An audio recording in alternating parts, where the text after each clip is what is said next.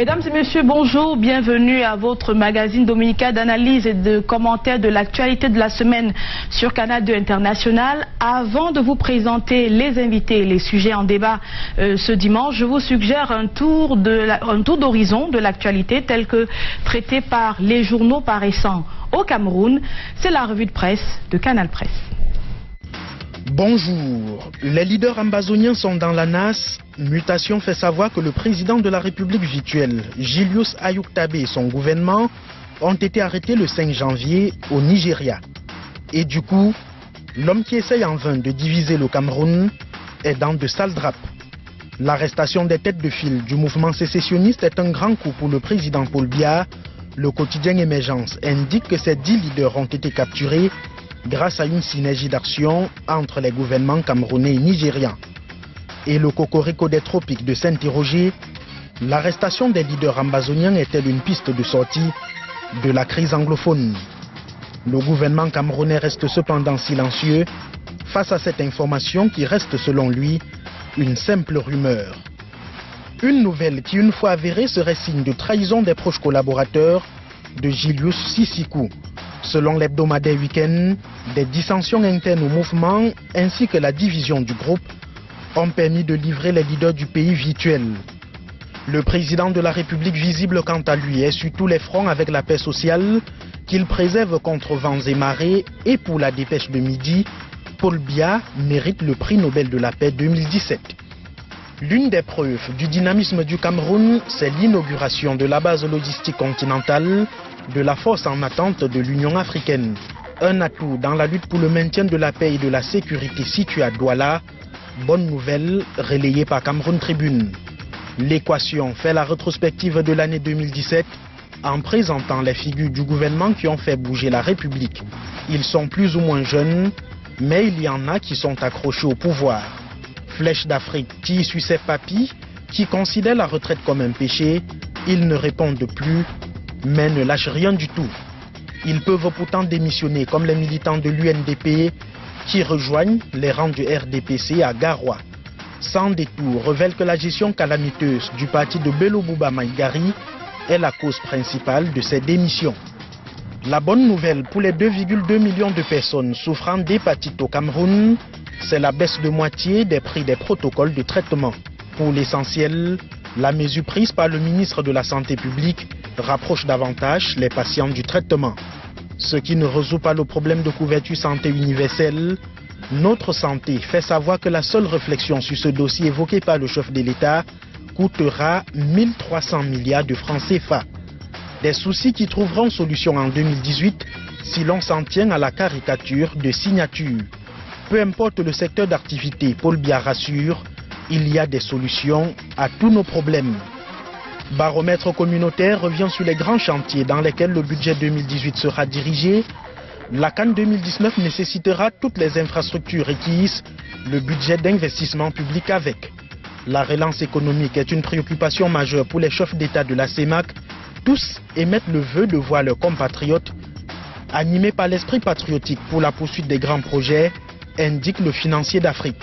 Intégration affiche l'espoir économique en Afrique centrale avec le FMI et la BEAC qui tablent sur les mesures de la reprise de la croissance en 2018, même si les perspectives restent fragiles. Et la Coupe d'Afrique des Nations de football 2019 se joue déjà avec les premières inspections. La mission de la CAF a débuté ses travaux vendredi à Yaoundé par la visite des stades d'Olembe et de Mfandena. Cameroun Tribune présente les atouts du pays qui donnent espoir. Bon dimanche et à dimanche prochain. Merci Bran Kamga pour ce tour d'horizon de l'actualité tel que traité par les journaux de la semaine, porté donc à la une des journaux. Et nos invités sont déjà dans ce studio de Douala pour le débat de la semaine. Invité Jean-Haïssi Bessala, militant RDPC, anciennement adjoint au maire de la commune de Douala 5e et président de l'Assemblée générale des experts techniques du Cameroun. Invité également Denis Kwebo, journaliste, président du syndicat national des journalistes du Cameroun. Il officie au quotidien Le Jour dans l'Odex Douala. Invité aussi David Moukoudi qui assure la coordination des animateurs du programme d'encadrement des jeunes à la démocratie au sein de l'ONG Un Monde à Venir. Et puis, et non des moindres, Maître Jean de Dieu Momo, avocat au barreau du Cameroun et président du parti politique Les Patriotes. Alors, de quoi allons-nous parler ce dimanche? Je vous suggère de regarder le sommaire de Ghislain Pierre Essonneau.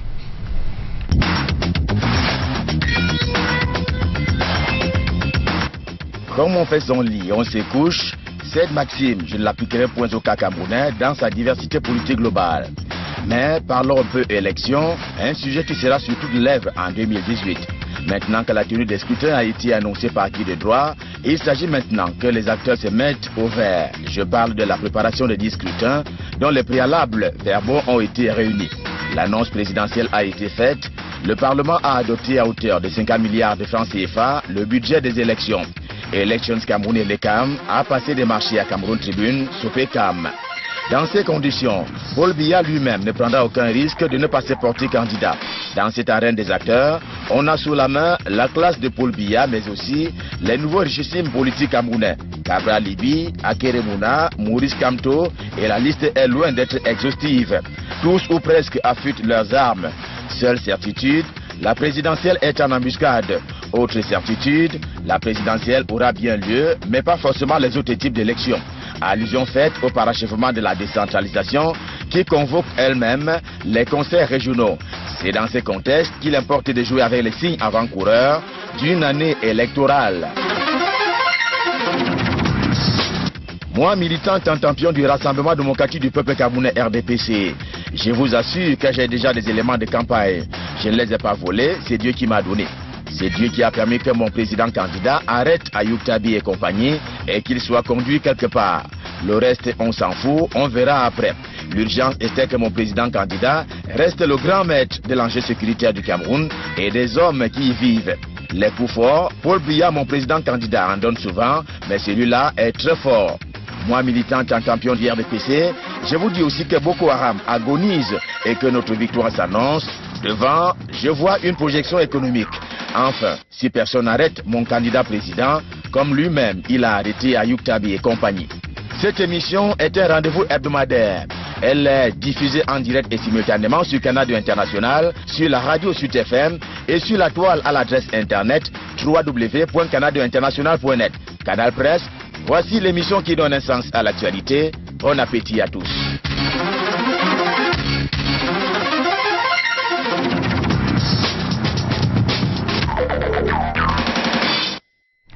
Il reste incorrigible, Ghislain Pierre Essonneau, merci à toi et à la semaine prochaine. Commençons donc par cette arrestation annoncée au Nigeria d'une dizaine de personnes, selon Amnesty International, présentées aussi par l'ONG comme des leaders d'un mouvement indépendantiste anglophone au Cameroun. Et je vous suggère de faire d'abord le point avec vous, Denis Kwebo.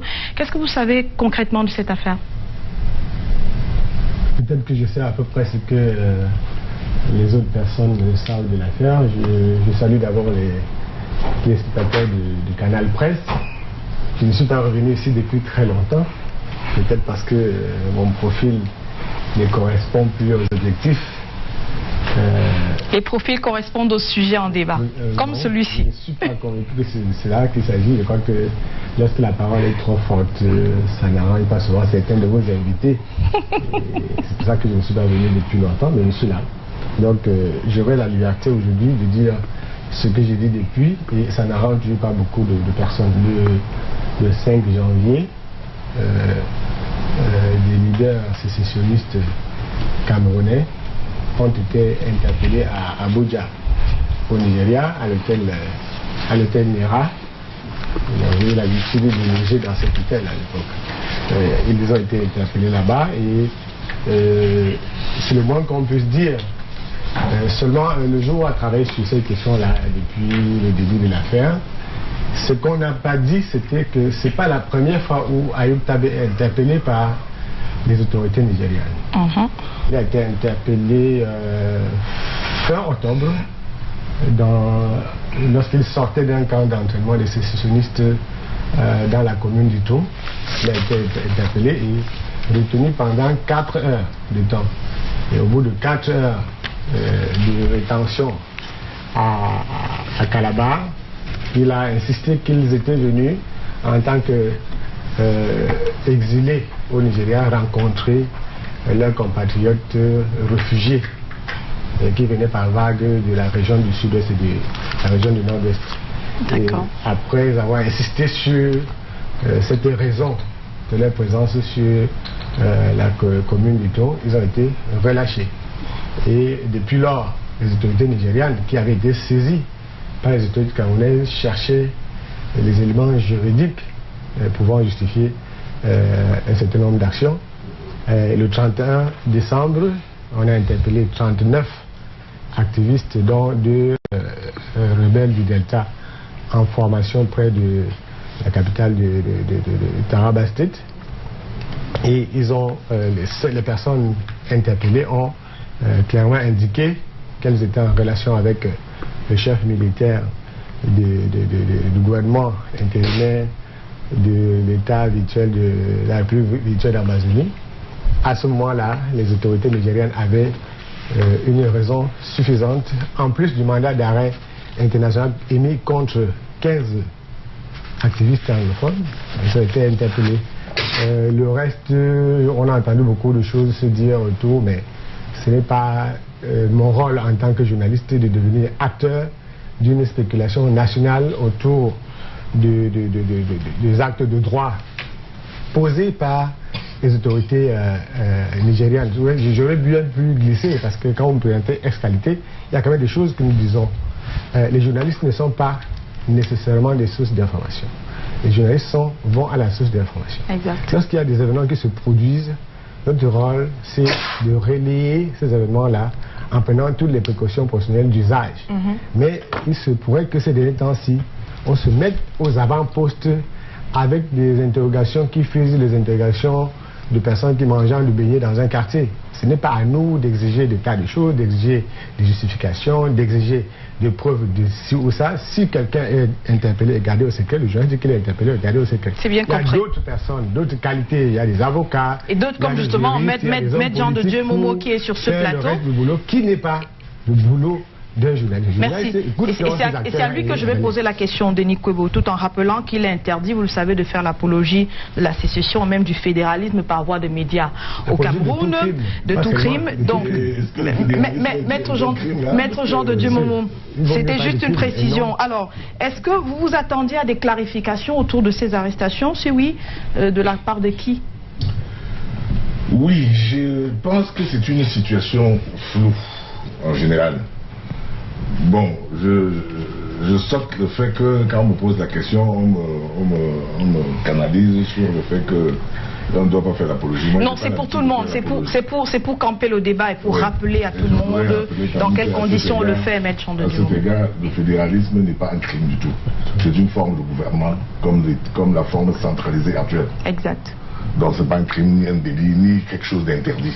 C'est même plutôt quelque chose d'encouragé. Bon, mais ça c'est ma position. Alors, ce qui se passe autour de l'arrestation des leaders anglophones, que d'aucuns appellent sécessionnistes, qui se revendiquent de la sécession, et que d'aucuns qualifient de terroristes, parce qu'il y a 2 définitions, ils auraient été arrêtés. Moi je dis ils auraient été arrêtés parce que c'est de source journalistique au Nigeria. Mais là où le flou persiste, c'est que ils sont en tout cas arrêtés en territoire nigérien. Mais on ne sait pas où ils sont. Est-ce qu'ils y sont encore ou ils ont été transférés à Yaoundé? Des sources indiquent qu'ils sont à Yaoundé depuis samedi, entre les mains du gouvernement camerounais, en violation de toute la procédure légale d'extradition. Parce que l'extradition obéit quand même à des règles. On en vient tout à l'heure. On en vient tout à l'heure. Mais ce qui me fait penser que cette information pourrait être vraie, c'est que le président Buhari du Nigeria aurait sanctionné un certain nombre de responsables de la sécurité. Pourquoi les aurait-il sanctionnés s'ils n'avaient pas abusé de leur pouvoir pour faire quelque chose d'interdit par la loi. Notamment, par exemple, de sources journalistiques encore, on dit qu'il aurait reçu, c'est-à-dire René Emmanuel, le ministre de l'administration territoriale et de la décentralisation, qui l'aurait corrompu et pour pouvoir extrader de manière illégale les gens qui viendraient. C'est très grave. Non, je dis ça, c'est de sources journalistiques. C'est très grave de parler de corruption autour d'un ministre de la République. Ce qui a été dit. Son nom a été prononcé. Que ce soit grave ou pas, moi je ne suis pas le juge de la gravité. Je constate, je lis. Je suis un lecteur. Mais reprendre les propos tels quels, Maître Jean de Dumomo, vous savez bien que... Les propos publics tels quels, on n'a pas censuré. C'est pas moi qui dois censurer sur les antennes de Canal 2. Je ne suis pas non plus un censeur. Donc je répète dans ma liberté ce que j'ai entendu. Et donc ça jette le flou sur l'ensemble de la procédure légale. Est-ce que c'est vrai ce qu'on dit? Est-ce que le ministre camerounais est allé corrompre un ministre nigérian pour obtenir clandestinement qu'on lui envoie des personnes qui ont été arrêtées? Si cela est le cas, ça jette un flou sur la procédure. Moi, je suis avocat. Donc, le moment venu, si ces gens-là sont présentés à la barre, il faudrait revenir sur la procédure de leur arrestation et sur la procédure de leur extradition. Est-ce qu'elle a été illégale ou pas? Donc, de ce point de vue, s'ils sont encore entre les mains des Nigériens, je pense que leurs avocats sont là. Moi, je ne suis pas leur avocat. Leurs avocats sont là qui demandent à les voir. Comme chez nous aussi, n'est-ce pas? Notre loi permet que si on arrête quelqu'un depuis les 9 disparus de Bepanda, depuis la loi, le code de procédure pénale, si on arrête quelqu'un, la famille ou les avocats ont le droit d'aller le voir pour qu'il ne disparaisse pas. Alors, Jean Aïssi Bessala, pour vous, est-ce que ce sont des questions de sécurité nationale et dont c'est inopportun d'en parler et même de communiquer dessus? Pardon. La persistance des désordres dans les régions du nord-ouest et du sud-ouest a amené le chef de l'État à dire qu'il va prendre des mesures fermes, mais légalement. Maintenant, aujourd'hui, les journalistes disent ceci, les avocats disent cela, les candidats aux élections présidentielles disent ça. Moi, je suis militant du RDPC. C'est des problèmes de sécurité. Si ceux qui veulent gouverner demain, qui sont des prétendants, ils ont dans leur programme que quand ils vont gouverner, les problèmes de sécurité de l'État seront traités dans les médias, j'en prends acte. Moi, je n'ai rien à dire ici. David Moukoudi, alors on parle beaucoup de l'extradition de ces personnes. Amnesty International a d'ailleurs dit dans son communiqué, citant un avocat défenseur des droits de l'homme nigérian, qu'une demande d'extradition a été formulée par le gouvernement camerounais. Ça renseigne un peu sur l'état de la procédure? Disons que pour l'instant, concernant justement ces arrestations, comme nous pouvons dire que même si c'est que le Cameroun est dans une situation qu'on peut appeler peut-être de crise, il est tout à fait normal que l'État du Cameroun, le gouvernement camerounais demande à ce que ceux-là qui taxent peut-être de hors la loi, qui se réfugient dans d'autres pays, soient extradés au Cameroun, de sorte qu'ils soient jugés selon la loi du Cameroun. Exact. Mais il n'en demeure moins que cela demande à ce que le Cameroun respecte les normes qui sont établies, respecte la loi qu'elle s'est fixée. Et à côté de ça, il y a aussi le jeu diplomatique, les accords internationaux qu'il faut respecter, parce que ne perdons pas de vue qu'aujourd'hui, on dit qu'il y a une sorte d'accord entre le Cameroun et le Nigeria, mais que jusqu'aujourd'hui nous cherchons encore sans source de savoir que le Nigeria peut extrader ces derniers au Cameroun.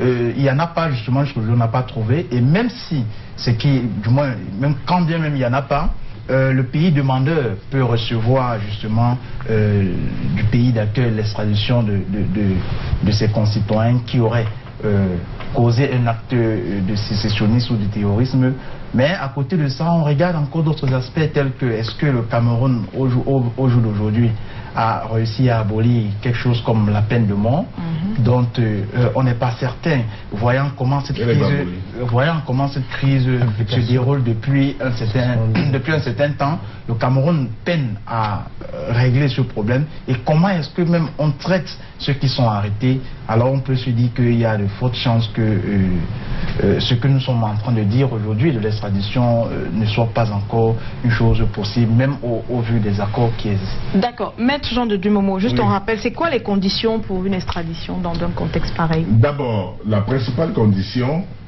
c'est qu'il y ait une demande d'extradition d'un pays demandeur, un pays qui prétend qu'un crime a été commis, un crime de droit public a été commis, et de droit commun je veux dire, et demande donc qu'on estrade la personne soupçonnée, la personne qui est coupable de ce crime-là, et qu'elle est en train de poursuivre, qu'elle va le juger. Donc, les conditions, c'est qu'il y ait d'abord cette demande. Ensuite, il y ait un accord d'extradition. C'est-à-dire qu'il faut qu'il y ait une réciprocité. Mais ce n'est pas toujours nécessaire. Parce que dès l'instant où le crime est grave, et que parfois, des relations diplomatiques peuvent permettre que, sans accord préalable, on peut aboutir à obtenir quand même l'extradition. Sauf pour les poursuites politiques. C'est-à-dire que, sauf si l'incrimination est à caractère politique. Si c'est des infractions de droit commun, un assassinat, etc., toute chose qui n'a pas de rapport avec la politique, l'autre peut, n'est pas obligé, elle peut, selon la négociation, accepter d'extrader. D'accord. C'est vrai qu'on ne connaît pas le fond du dossier, dont les infractions, le qualificatif des infractions dont retenu contre ces personnes. Mais je vais me risquer... Je peux m'aventurer là-dessus parce que les infractions, le président de la République a dit. Il a parlé des terroristes qui ont assassiné des gendarmes. D'accord. Donc, normalement, c'est un crime de droit commun. Mais lorsqu'il met l'expression terroriste, ça renvoie à un crime international. C'est-à-dire qu'il est national, mais qui peut être également extranational. Selon la dernière terminologie définitionnelle du terrorisme qui a été mise dans la loi, dans une nouvelle loi au Cameroun. Donc, quand il s'agit de terrorisme, il y a des accords transfrontaliers qui peuvent permettre également d'extrader cela. Mais sauf que le soubassement de la revendication pose sur la sécession, c'est-à-dire une revendication à caractère politique. À partir du moment où il y a une revendication à caractère politique, l'extradition devient compliquée, ça devient difficile, sinon impossible. Denis Kwebon, à l'état actuel, est-ce que on parle beaucoup des questions du droit international et des droits de l'homme, et certaines personnes ont vu de conclure que ces personnes interpellées ne peuvent pas être extradées vers le Cameroun? Bon, je sais que beaucoup de Camerounais aiment faire feu de tout bois et ils font ce qu'on appelle de l'animation puérile, en disant des choses pour plaire, en disant des choses pour gagner quelques voix. C'est que nous sommes dans une situation, moi je suis un ancien étudiant d'histoire, on est dans une situation exceptionnelle où des citoyens d'un pays, parfois des citoyens très respectables, des gens qui aspirent même à la plus haute fonction à la tête de l'État, disent des choses suffisamment graves concernant les questions de sécurité. Si, là je ne suis pas juriste, je ne suis pas juriste du tout, et je ne fais pas aussi preuve de juridisme, même si j'étais juriste, je ne regarderais pas les choses comme ça, je regarde les choses comme un journaliste, surtout un journaliste qui croit connaître au moins ce terrain-là, parce que le Nigeria c'est mon second pays, je connais bien, mais quand vous entendez les gens parler de ces affaires-là, ils ne connaissent même pas le Nigeria. Quand un journaliste dit qu'un ministre camerounais a corrompu un officiel nigérian, c'est faire preuve de pauvreté intellectuelle. Pour qui connaît le Nigeria, la corruption se passerait dans l'autre sens. Nous sommes un pays très pauvre en rapport, comparé au Nigeria. Et un officiel nigérian, la personne dont on parle, c'est quelqu'un que j'ai rencontré plusieurs fois. Et les personnes qui ont été limogées au Nigeria n'ont aucun rapport avec l'interpellation. Depuis le mois d'octobre, il y a un certain nombre de problèmes de sécurité au Nigeria. Et des officiels ont été licenciés. C'est une coïncidence de calendrier. Ça n'a même aucun rapport. Ça fait longtemps. Alors les gens vont faire des compositions écrites. Ressorties des autres et mettre d'un bout à l'autre. Ça n'a rien à voir avec les articles de presse. Vous avez eu toute une polémique sur ils sont à Yaoundé, ils ne sont pas à Yaoundé. L'information n'est pas une chose rituelle. Moi, j'enseigne, soit que toi tu as enseigné le journalisme, j'enseigne le journalisme, surtout la collecte de l'information. L'information est une matière matérielle, c'est une matière. Donc, l'information n'est pas quelque chose de virtuel. Et l'information prend corps avant de se structurer dans les articles que les gens lisent. Lorsqu'une information n'a pas pris corps, ça crée tous les problèmes qui sont là. Mais ça me dérange. Pour dire quoi, que la presse aurait déjà pu fixer les gens sur... les journalistes, pardon, auraient déjà pu fixer les gens sur est-ce qu'ils sont extradés ou pas. Vite que l'information. Mais voilà. La presse vient après l'information. Ou peut-être en même temps. Où la presse veut structurer l'information avant qu'elle ne prenne corps. Donc il y a des rapports d'État entre le Cameroun et le Nigeria. Les rapports d'État entre deux États ne se traitent pas par les citoyens. Ça se traite par les responsables au sommet de ces États. Oui, donc s'il faut changer d'ambassadeur, nommer un ambassadeur, ce n'est pas quelqu'un qui est en train de manger les beignets ou quelqu'un qui est en train de travailler sur son clavier sur Facebook qui doit dire comment est-ce que l'ambassadeur doit être révoqué, doit être nommé. Ça se passe autrement. Donc on ne peut pas avoir des divergences de vue sur le fait que les personnes qui ont été interpellées au Nigeria, selon les règles de droit, parce que le Nigeria c'est un état de droit. C'est pas comme ailleurs. C'est un état de droit. Là-bas, ça ne se passe pas comme ailleurs. Ailleurs, là. Oui, ça ne se passe pas comme ailleurs. Là, on ne prend pas. Ailleurs chez les voisins, peut-être. Je ne sais pas où. Ça ne se passe pas comme ailleurs. Parce que vous avez, au Cameroun, vous avez des autorités qui ne respectent pas la justice de leur pays. Vous avez des autorités administratives, vous avez des autorités de justice qui ne respectent pas la justice. Vous avez des citoyens dans la rue qui pensent que chacun peut administrer la justice. Ce n'est pas tout le monde qui administre la justice. Revenons à la au-delà question du des juridisme aussi, oui. il y a une violence souveraine, une violence légitime de l'État. Et si j'étais chef d'État ou homme d'État, j'utiliserais tant cela est nécessaire, toute la légitimité qui est liée à notre qualité d'État pour agir. Donc aujourd'hui, il ne faut pas qu'on aille vite. Qu'on dise, est-ce qu'ils peuvent être... S'ils peuvent extrader, ils seront extradés. Il y a un mandat d'arrêt international qui a été émis. Vous avez été peut-être le premier à en parler. Les autres n'en ont pas parlé parce qu'ils ne veulent pas en parler. Les autres ont refusé de parler de ce mandat parce qu'ils ne veulent pas que ce mandat existe. Les autres parlent de la qualité de réfugiés. Moi, tous mes camarades avec qui j'étais à l'étranger étaient réfugiés politiques. Ils ne sont pas revenus au Cameroun. Nous sommes revenus ici. Quand vous êtes réfugié politique, vous êtes soumis aux lois du pays d'accueil. Arrêtons-nous un instant là-dessus. Je parlais d'une négation assez complexe. Je dis tout à l'heure qu'il y a eu des gens qui ont été interpellés dans l'état de Taraba, qui étaient en formation militaire. Ces gens ont fait cette formation militaire clandestine au préjudice de deux États. Au préjudice du Cameroun, au préjudice du Nigeria. Parce qu'il y avait des Nigérians, des pirates nigérians dans ce groupe. À ce titre-là, le Nigeria a intérêt à avoir toutes les personnes qui étaient là. Le Nigeria a intérêt à interpeller toutes les personnes qui sont liées à cet incident. Le Cameroun a des problèmes de sécurité chez lui. Le Cameroun a intérêt à avoir certains de ses compatriotes qui sont de l'autre côté. Je crois que nous, on peut, en tant que citoyens, rester éveillés et suivre le cours des événements. Même quand les gens qui ont été interpellés ont constitué des avocats au Nigeria, comme Maître l'évoquait. C'est bien compris. On peut au moins aujourd'hui savoir qu'à défaut d'être en contact avec ces personnes qui sont interpellées, on peut avoir du contact avec leurs avocats qui les représentent valalement. À ce moment-là, nous ne sommes ni conseil, ni... merci Denis Kouévo, merci.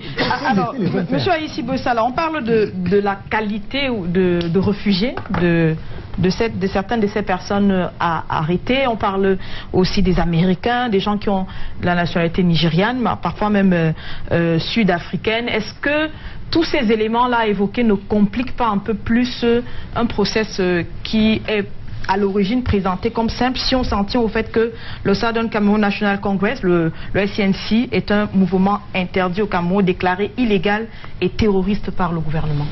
Enfin, ce qui est très intéressant dans tout ce qui se raconte, c'est que les êtres humains des citoyens camerounais qui ont été tués, qui ont vu leurs biens détruits par des incendies, par des bombes, tout au moins on commence à comprendre qui a fait. Donc pour moi c'est tout ce qui est très intéressant.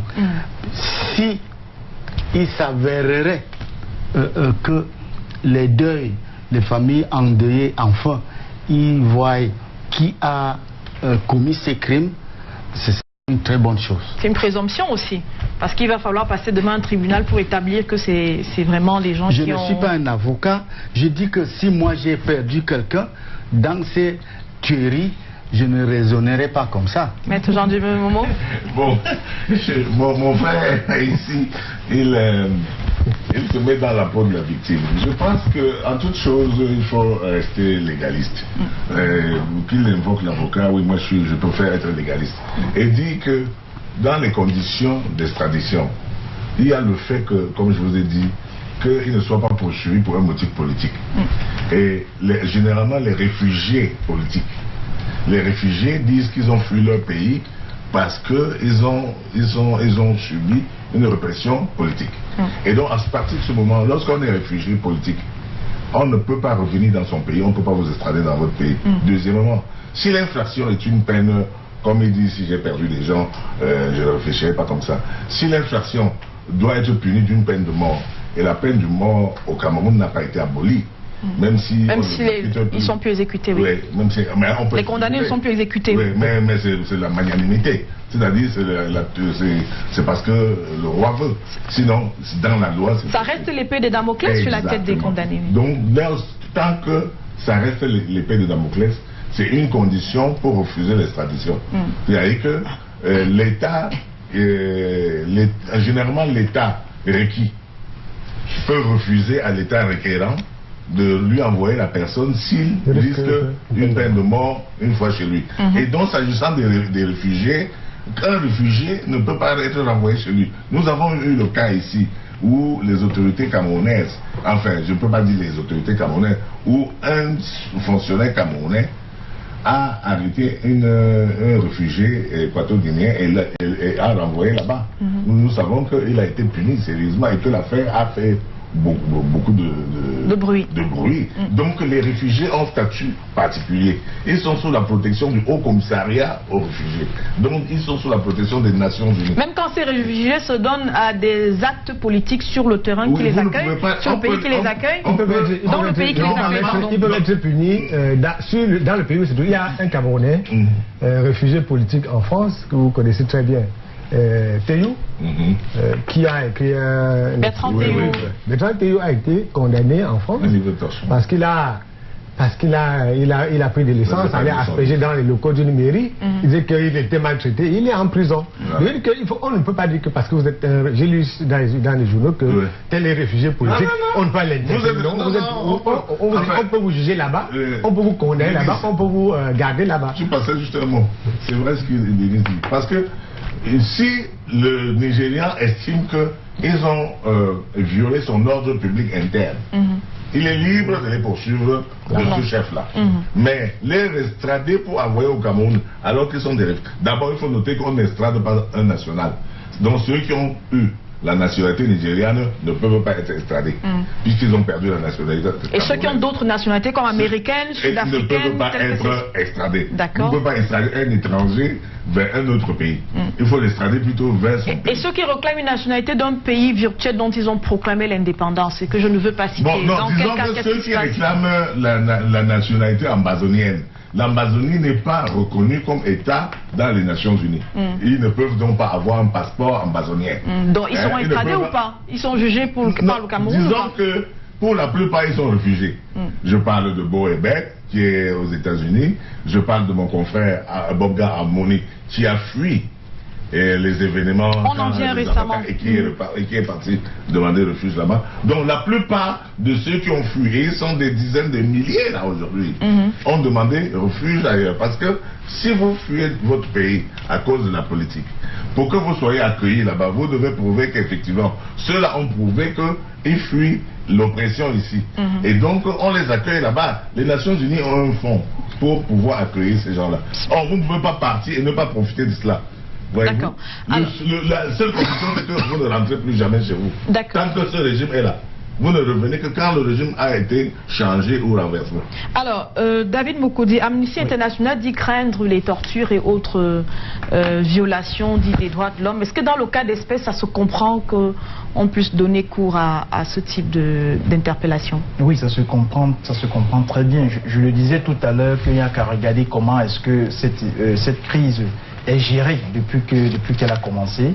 Ceux même qui sont arrêtés, comment est-ce qu'ils sont gérés? Et justement, c'est ça la crainte. Et il faut aussi voir que le Nigeria est joue sa carte diplomatique dans ce jeu-là, ne veut pas s'être entaché d'une histoire comme celle-là où ils auraient favorisé la torture de certains citoyens. Et Maître l'a dit tout à l'heure, d'ailleurs, plusieurs d'entre eux s'avèrent-ils ne sont plus des Camerounais. D'aucuns sont des Américains, d'autres sont déjà des Nigériens. Donc, ce qui fait que le Cameroun ne peut plus demander l'extradition de ces derniers. Quand bien même c'est ceux qui ont gardé la nationalité camerounaise, même si ce qu'il fallait les extrader au Cameroun, il faut encore regarder les conditions dans lesquelles le Cameroun juge c'est présumé coupable. Est-ce que la justice est équitable? Est-ce que ces derniers bénéficient de toute la machine infrastructurelle, du moins je vais dire de toute la machine juridico qui est mise sur pied pour que ceux-ci soient défendus comme il le faut? Ça donne justement occasion à Amnesty de dire que dans ces conditions-là, il serait difficile que le Cameroun reçoive gain de cause sur cette extradition des sécessionnistes, entre guillemets. Alors, Jean Aïssi Bessela. Parlant de ces violences-là, oui, moi je pense que Amnesty International parle de cela. Je ne pense pas qu'il parle de ces violences s'agissant du Nigeria, parce que le Nigeria, quand même, comme Denis l'a dit, respecte vraiment les droits de l'homme dans les pays africains. Et le Nigeria est parmi les pays qui respectent vraiment les droits de l'homme. Au Cameroun, il n'y a pas une... C'est-à-dire que le Cameroun... Un peu moins, on va dire un peu moins. Revendique même le droit de tuer. Le droit de torturer. C'est un peu excessif, mais... Oui, non, c'est un peu excessif, mais je vous dis que les autorités camerounaises revendiquent ce droit-là. Quand vous êtes national, ils revendiquent le droit de vous torturer. Un gagnant, Patrice, n'a eu la vie sauf que parce qu'il avait un passeport américain. S'il avait eu un passeport... Si le leader ambazonien a un passeport camerounais, comme on le dit, puisqu'il semble qu'il n'a pas changé de nationalité, s'il a un passeport camerounais et qu'il est dans les bras du Cameroun, moi, je n'aimerais pas être à sa place. Mais là, il y a une jurisprudence, Jean Aïssi Bessela. On voit bien que des leaders anglophones dits du consortium ont été interpellés, incarcérés, jugés par la justice camerounaise et puis relâchés. Donc, sur ce point, il n'y a pas à craindre que cela se passe autrement. Ici, il y a des soi-disant ONG qui défendent les droits de l'homme et...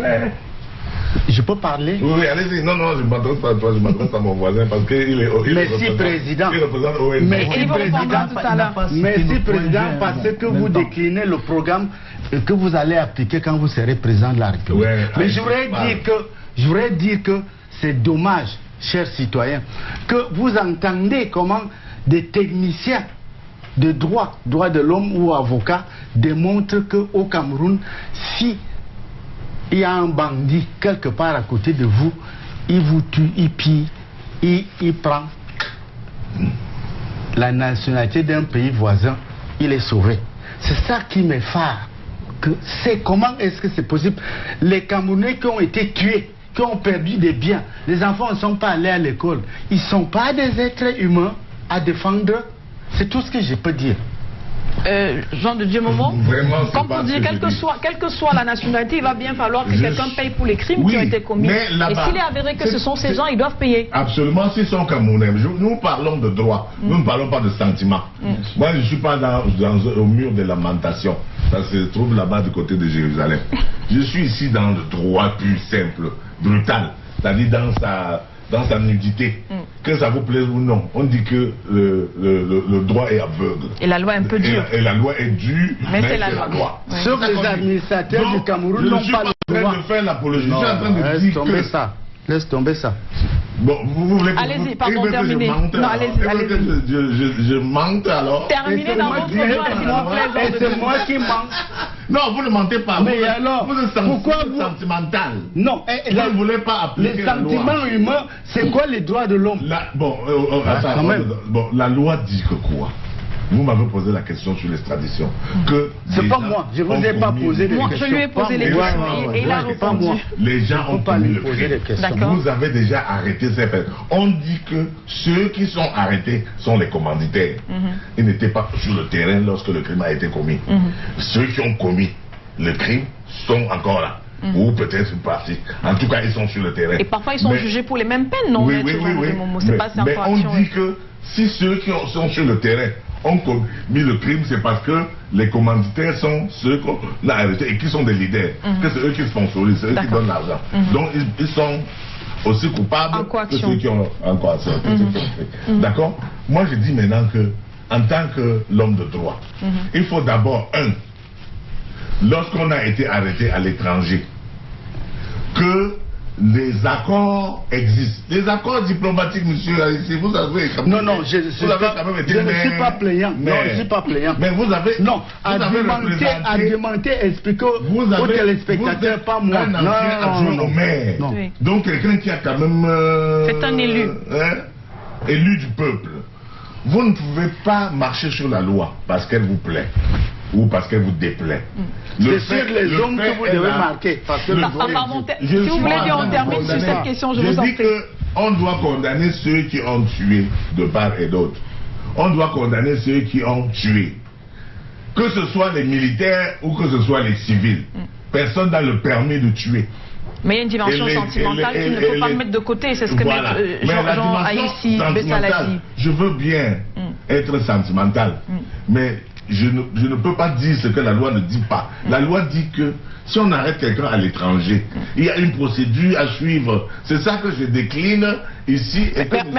Aïssi ne peut pas tolérer. Et peut-être devant le juge. Ce n'est pas moi. Et peut-être devant le juge, ça sera autrement. On va peut-être voir si Aïssi aura raison. Mais moi je dis que pour le moment, Maître Jean de Dieu, si elle a été faite en violation de la loi, elle sera interrogée. Terminons sur la question. Denis Kwebo, quelle peut être l'incidence de ces arrestations sur les mouvements sur le terrain, étant entendu qu'à Bamenda, le Ghost Town se poursuit et dans la région du Nord-Ouest globalement? Je crois qu'on est arrivé à la crainte que j'avais exprimée avant de venir sur le plateau. Parce que j'espère qu'on ne sort pas du débat là. Non, pas du tout. Si on sortait de ces débats comme ça, on aurait seulement rajouté au problème des Camerounais. C'est ça. Et je dis que ce n'est pas comme ça qu'il faut regarder cette affaire-là. Le Cameroun a émis un mandat d'arrêt international contre 15 personnes. Et vous n'allez pas quand même penser que c'est 15 personnes qui sont impliquées dans tous ces événements-là. Il y en a plus? Je suis, et il faut le dire, parce que je sais que sur Facebook ça va, il y a des gens qui veulent exister et qui disent n'importe quoi, qui attaquent violemment ceux qui essayent d'aider les populations à comprendre. Parce que y a une... Vous parlez de vous et de vos attaques, ou bien des attaques que vous avez subies cette semaine? Oui, ça m'intéresse. Moi, ça fait 27 ans que je lutte, 28 ans bientôt. Beaucoup de personnes qui parlent aujourd'hui ont commencé à lutter, ça fait 3 mois, parce qu'elles ont vu qu'il y a une élection présidentielle. Donc, il faut de l'animation pour atteindre quelque chose. Et quelle est cette incidence sur le terrain, pardon? Très concentré. Quelle est l'incidence de ces arrestations sur le terrain? Quand vous le dites, vous rapidement, vous établissez un lien entre les activités des Sissiko et autres, et les villes-bottes, et le mécontentement des enseignants, et le mécontentement des avocats. Ce n'est pas comme ça. Est-ce que tout ça ne se tient pas? Ça ne se tient pas. Tout ça ne se tient pas. Moi, j'ai fait un article où... C'est compartimenté, chacun a un compartiment. Dans un papier que je faisais, pour avoir travaillé quand même sur ces questions-là pendant très longtemps, et pour être proche de beaucoup de protagonistes, je disais que les populations du Nord-Ouest et du Sud-Ouest sont prises entre le marteau des sécessionnistes et l'enclume de la violence même légitime des États. C'est là le problème qui se pose. C'est pour ça que lorsque nous sommes en situation d'analyse, il faut tout faire pour aider les uns et les autres. C'est-à-dire que les autorités, les populations, à faire la part des choses. Ce qu'on a toujours demandé. Quand vous ne contribuez pas à ce que la part des choses soit faite, il y aura encore des innocents qui vont mourir.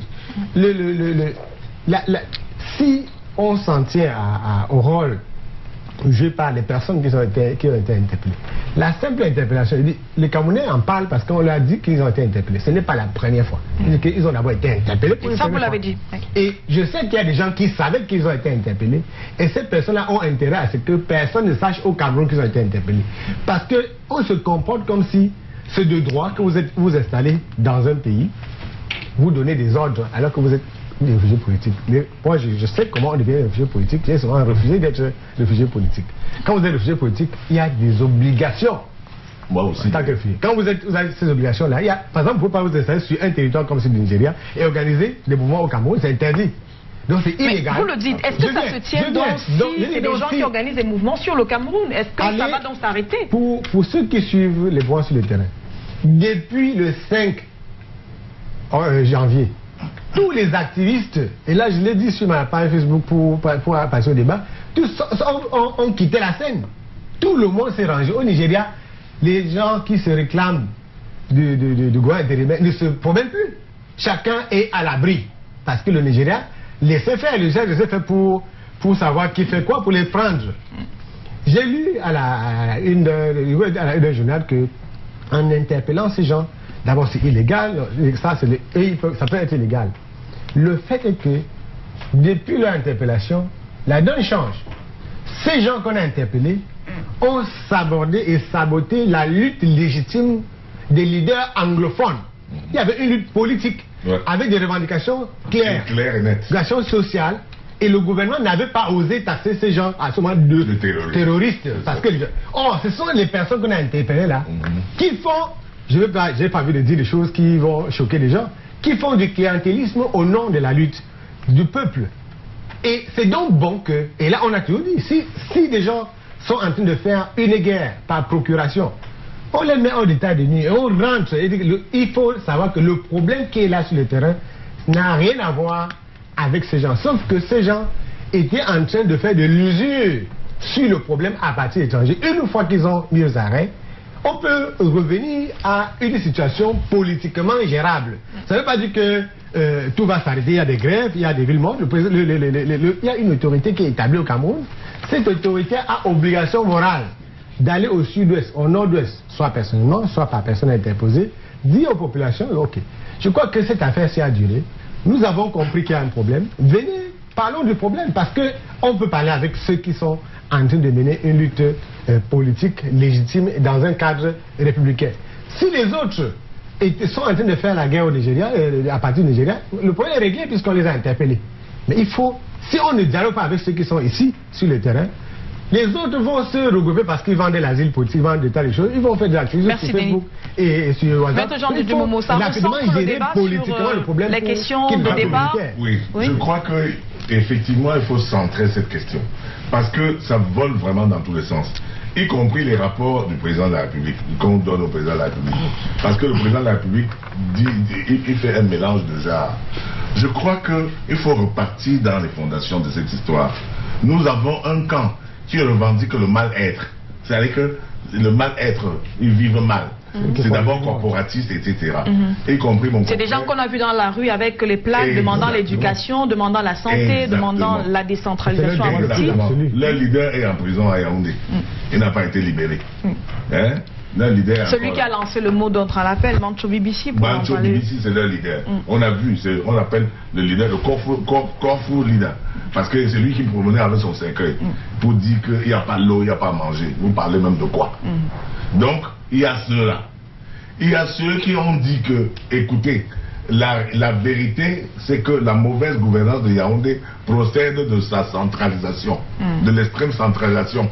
Et que si on revient au stade du fédéralisme, il y aurait plus à manger pour tout le monde.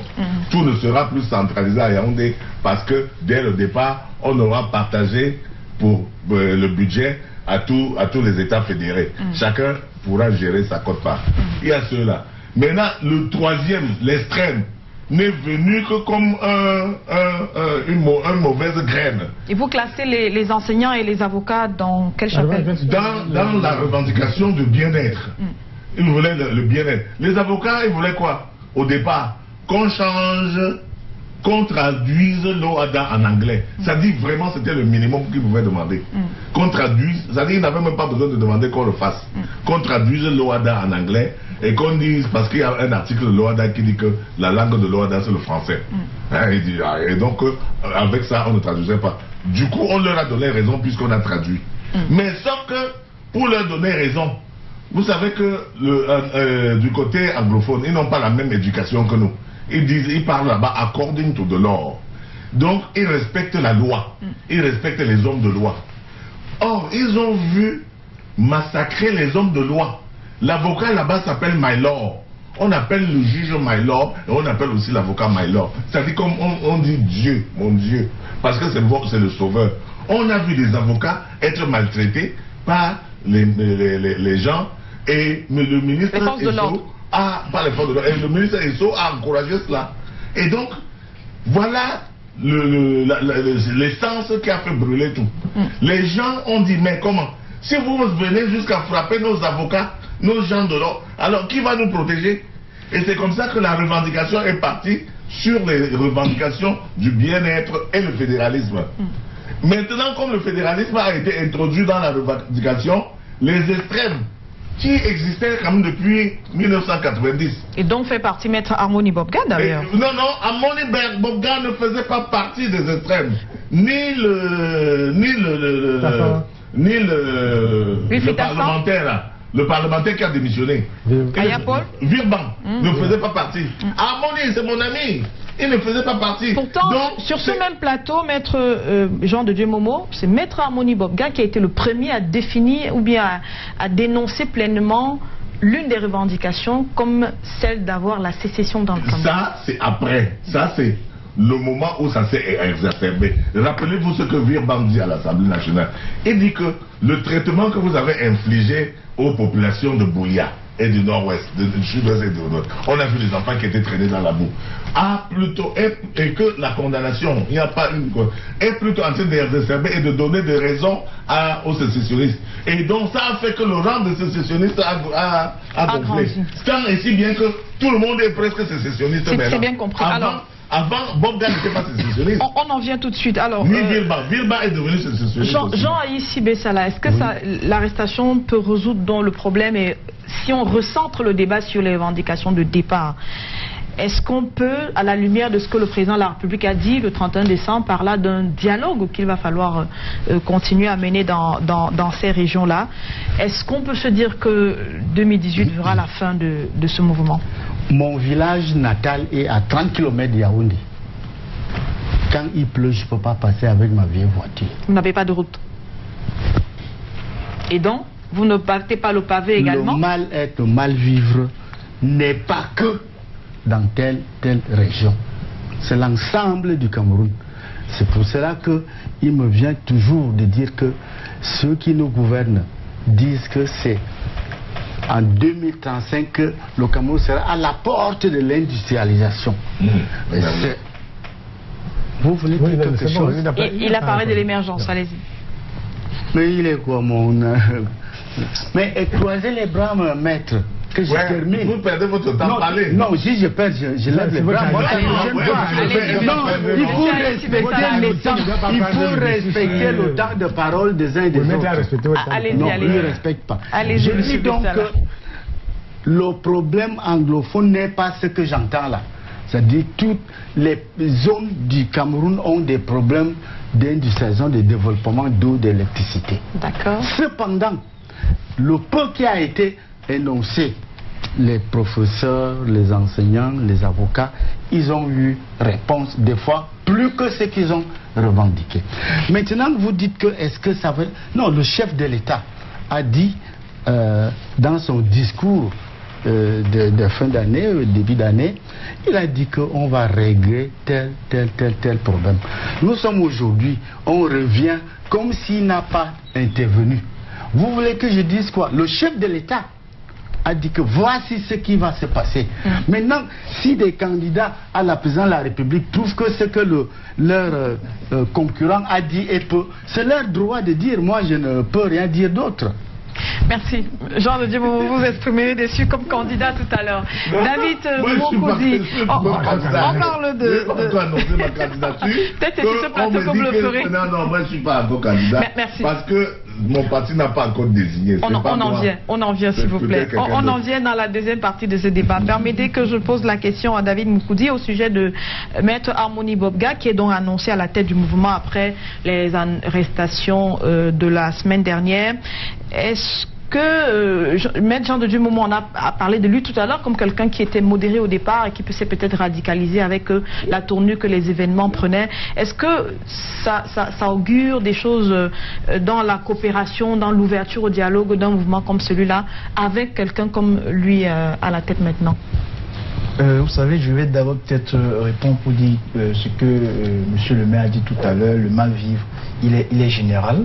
Mais lorsqu'on prend l'exemple du village de sa route qui n'est pas, la route de son village qui n'est pas goudronnée, voilà, c'est pas pour autant pour dire qu'on devrait refuser à ceux-là aussi qui ont eu le courage de demander et de dire que nous, ça va mal chez nous, qu'on pense que voilà, ils n'ont pas à se plaindre parce que c'est chez tout le monde. Mais sinon, si on reconnaît que c'est chez tout le monde, ça veut dire que de manière indirecte, on reconnaît que ceux-là ont le droit de se plaindre et donc il faut réparer. Et justement pour réparer, ça demande à ce que on travaille avec tous ceux qui doivent aider à ce que les réparations soient faites. Aujourd'hui, la crise a évolué parce que ceux-là même qui étaient pressentis pour la table de discussion, la table de dialogue, pour apporter des solutions à ceux-là ont été mis de côté.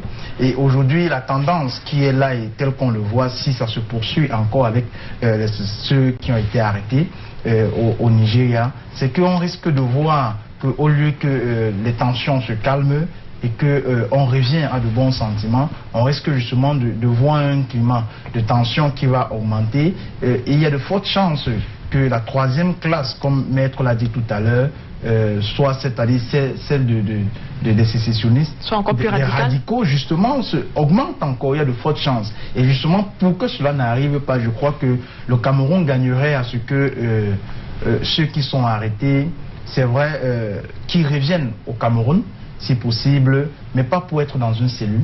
Vraiment, on appelle à cela pas pour être dans une cellule, mais pour que tous ensemble nous soyons autour d'une table, pour mettre justement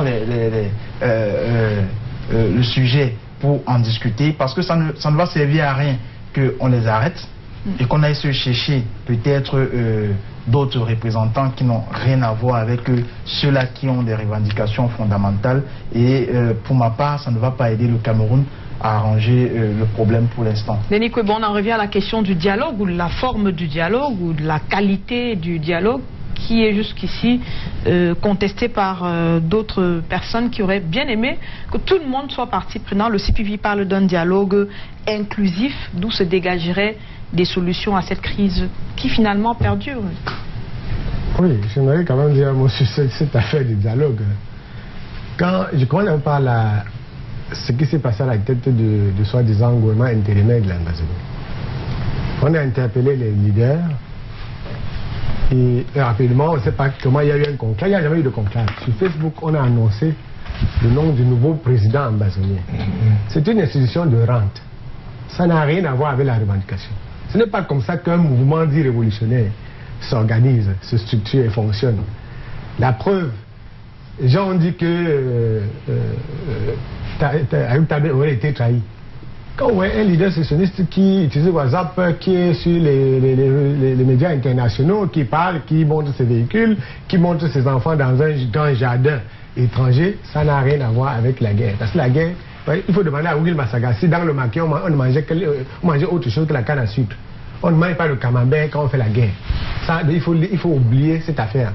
Maintenant, si le dialogue politique inclusif pour certains Camerounais, certains de mes compatriotes, c'est une occasion, on va appeler Kwebo à ici, mettre mon moment de venir pour le dialogue inclusif. Oubliez, ça c'est pas le dialogue inclusif.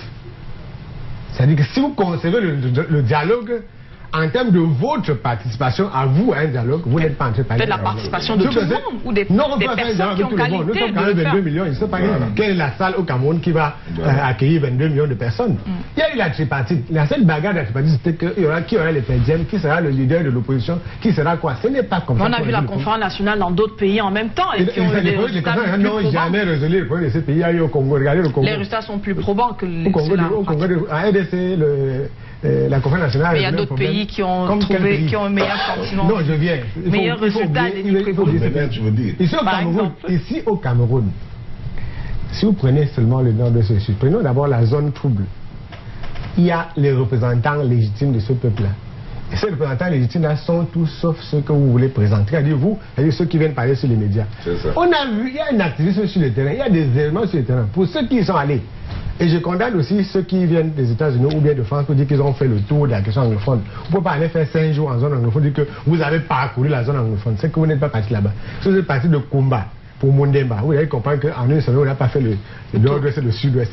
Parce que pour ceux qui connaissent un peu, même l'état des routes, vous savez, vous achetez votre 4x4 aujourd'hui, vous ne pouvez pas la faire 5 jours en zone anglophone, vous revenez, vous dites que vous avez fait le tour, vous avez vu les problèmes anglophones, vous n'avez pas vu. C'est pas possible, mais en avion, je ne crois pas que ce soit possible. Donc, quand vous avez vu les gens sortir dans les rues, à Bamenda, à Boya, à Sikam, à Ngouti, à Maniamen et partout, c'est parce que ces gens-là ont des relais sociaux. Si ces gens n'avaient pas de relais, ils ne seraient pas sortis. Exactement. Ce n'est pas comme ici, ce n'est pas sur Facebook. Ce n'est pas et comme ont des formes de mobilisation peut-être. Ils ont des formes. Si vous allez dans les autres pays anglais, quand vous avez été dans un pays anglo-saxon, vous allez voir qu'il y a une union. Si vous allez dans Zambie, on dit que Farmers Union of Zambia. Tous ceux qui sont éleveurs ou agriculteurs, ils sont sous cette bannière-là.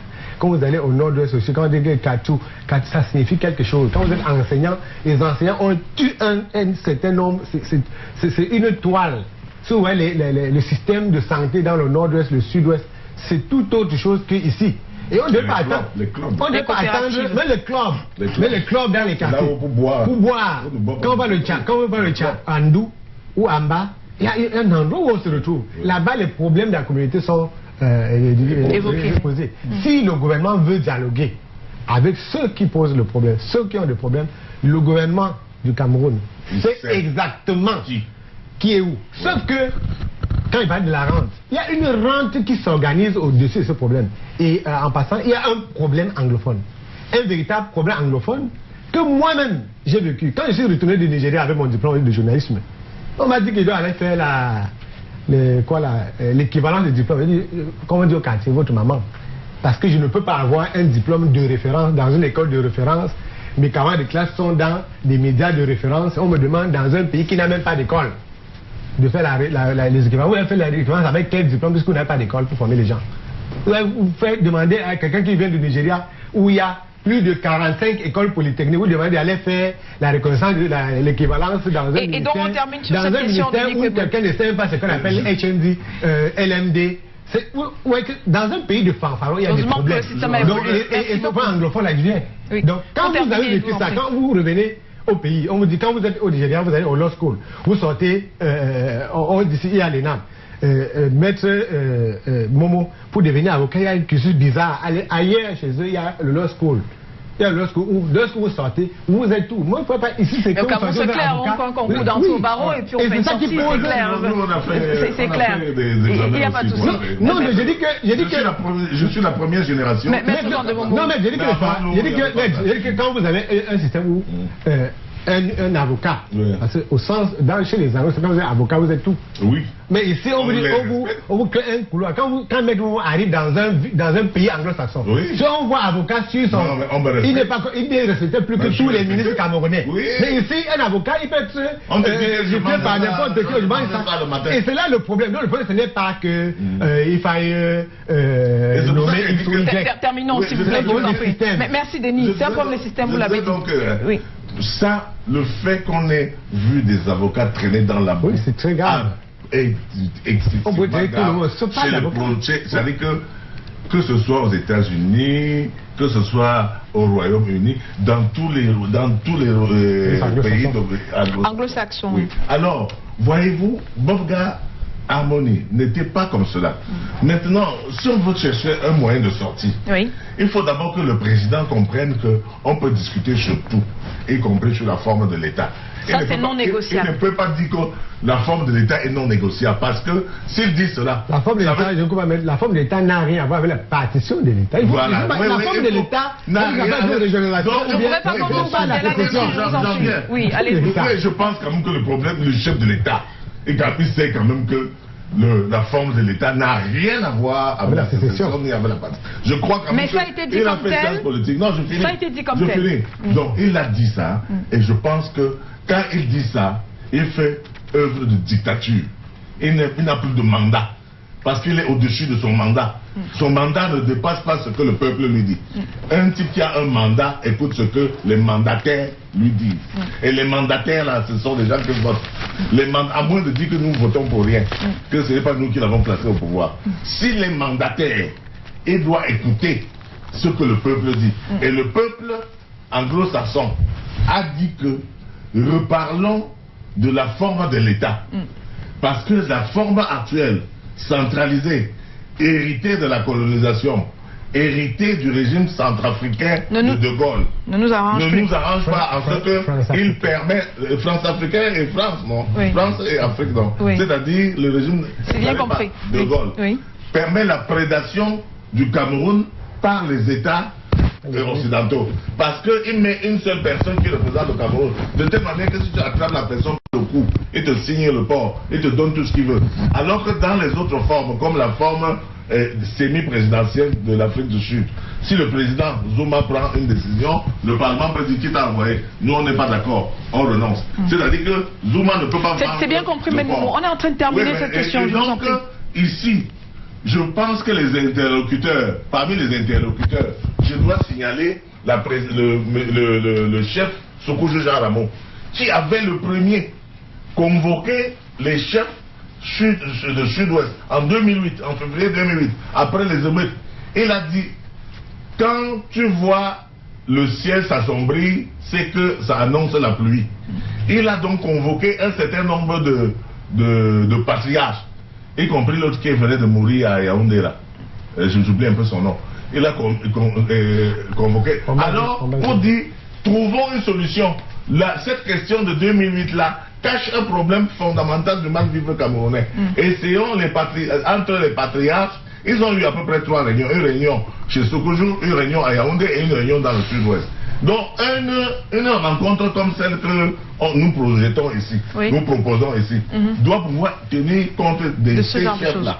Des anciens qui connaissent les autres chefs du sud-ouest et du nord-ouest et avec lesquels on peut dialoguer, y compris les élites. Jean, ici, Bessala, on parle de dialogue et des propos du président de la République, président national de votre parti également. Comment est-ce qu'on pourrait revenir sur ce dialogue sans que cela ne se prolonge au cours de cette année, sans que les événements sur le terrain ne se prolongent? Les mandats qu'ont les élus au Cameroun n'est pas un mandat impératif. On ne te vote pas en te disant tu dois aller dire ça, tu dis ça, tu dis ça. Tu ne dis pas, on te punit. Ça n'existe pas. Deuxièmement, le chef de l'État a défini la route qui mène au dialogue. Ce n'est pas chacun qui se lève pour dire que moi je veux que le dialogue se passe comme ça, se passe comme ça. La conférence nationale n'a pas eu lieu au Cameroun pour une simple raison. Celui qui avait autorité a dit on ne met pas entre parenthèses les institutions de la République qui fonctionnent pour créer une autre institution pour ça. Nous ne pouvons pas revenir sur ça. Donc moi je pense que le président de la République a dit publiquement qu'il consulte des gens, il reçoit des propositions, il a compris ce qui se passe. Mais si c'est les médias et certains hommes politiques qui vont dire que nous voulons que ça se soit comme ça, il y a un problème. Les médias sont que le relais. Le Cameroun n'est pas une cour du roi Péto, que chacun dit ce qu'il veut. Pas parce qu'il est fou, il ne dit pas vrai. Mais il faut reconnaître que dans la démocratie, dans la République, tout se passe suivant des règles préétablies. Et j'ajoute, je ne m'adresse pas à Maître Noum, je m'adresse aux téléspectateurs. Dans la République démocratique, la démocratie, il faut le reconnaître, c'est la dictature de ceux qui sont les plus nombreux. Quand on est minoritaire, les minoritaires doivent revendiquer... Nous sommes donc en dictature. Non, pardon. Vous voyez, chers vous voyez, ils sont 3, ils parlent chacun 10 minutes, je croise mes bras. Dès que j'ouvre la bouche, parce que ils sentent que ce que je dis est pertinent. Dans la démocratie, la minorité n'impose pas ses points de vue démocratiques. Mais il doit être... On doit le respecter. Est-ce que vous permettez que on doit le respecter. Mais si quelqu'un... Respectez le temps de parole de Jean Aïssi Bessala, je vous en prie. Respectez son temps de parole. Si un groupe veut avoir une position dominante dans la démocratie, il faut convaincre les électeurs. C'est bien compris. Alors, justement, on va parler des élections après cette courte pause que je nous suggère de prendre, messieurs. Et nous vous revenons tout de suite pour la deuxième partie de cette édition de Canal Presse. À tout de suite. La dictature.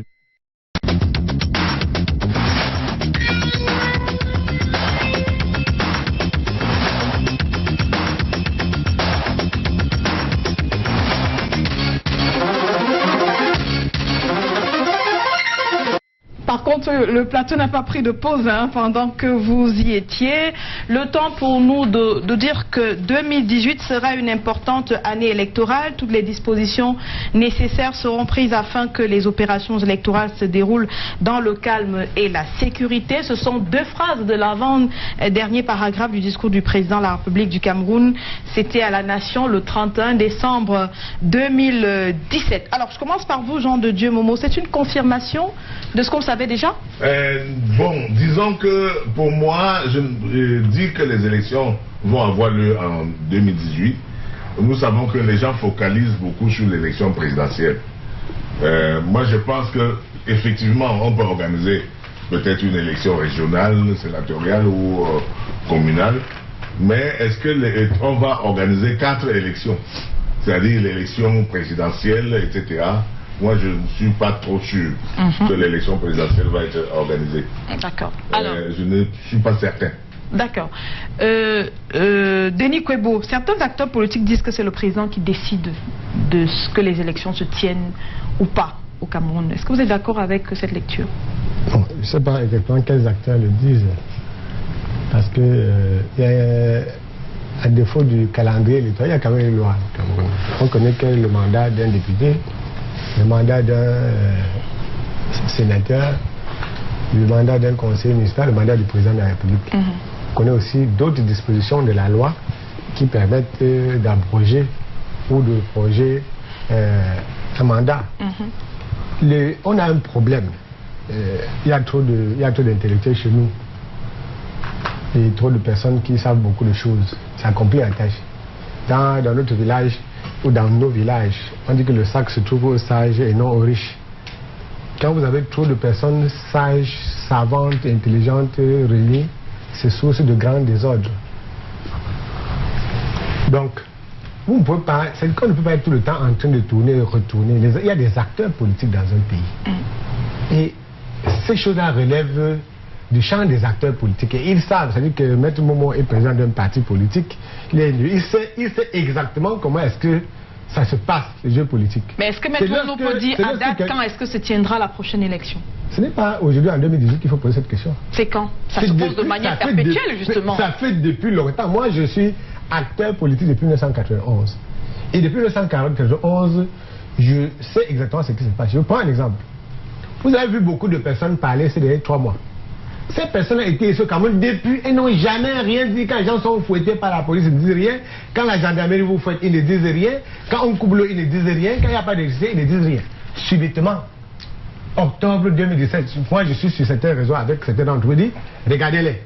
Ils viennent octobre 2017, décembre, janvier 2018, ils parlent de la politique. C'est un décompte. Et ça va s'arrêter en fin octobre. C'est qu'ils vont repartir. Et les Camerounais ne vont pas se souvenir de ces gens qui ne viennent qu'à un certain moment donné.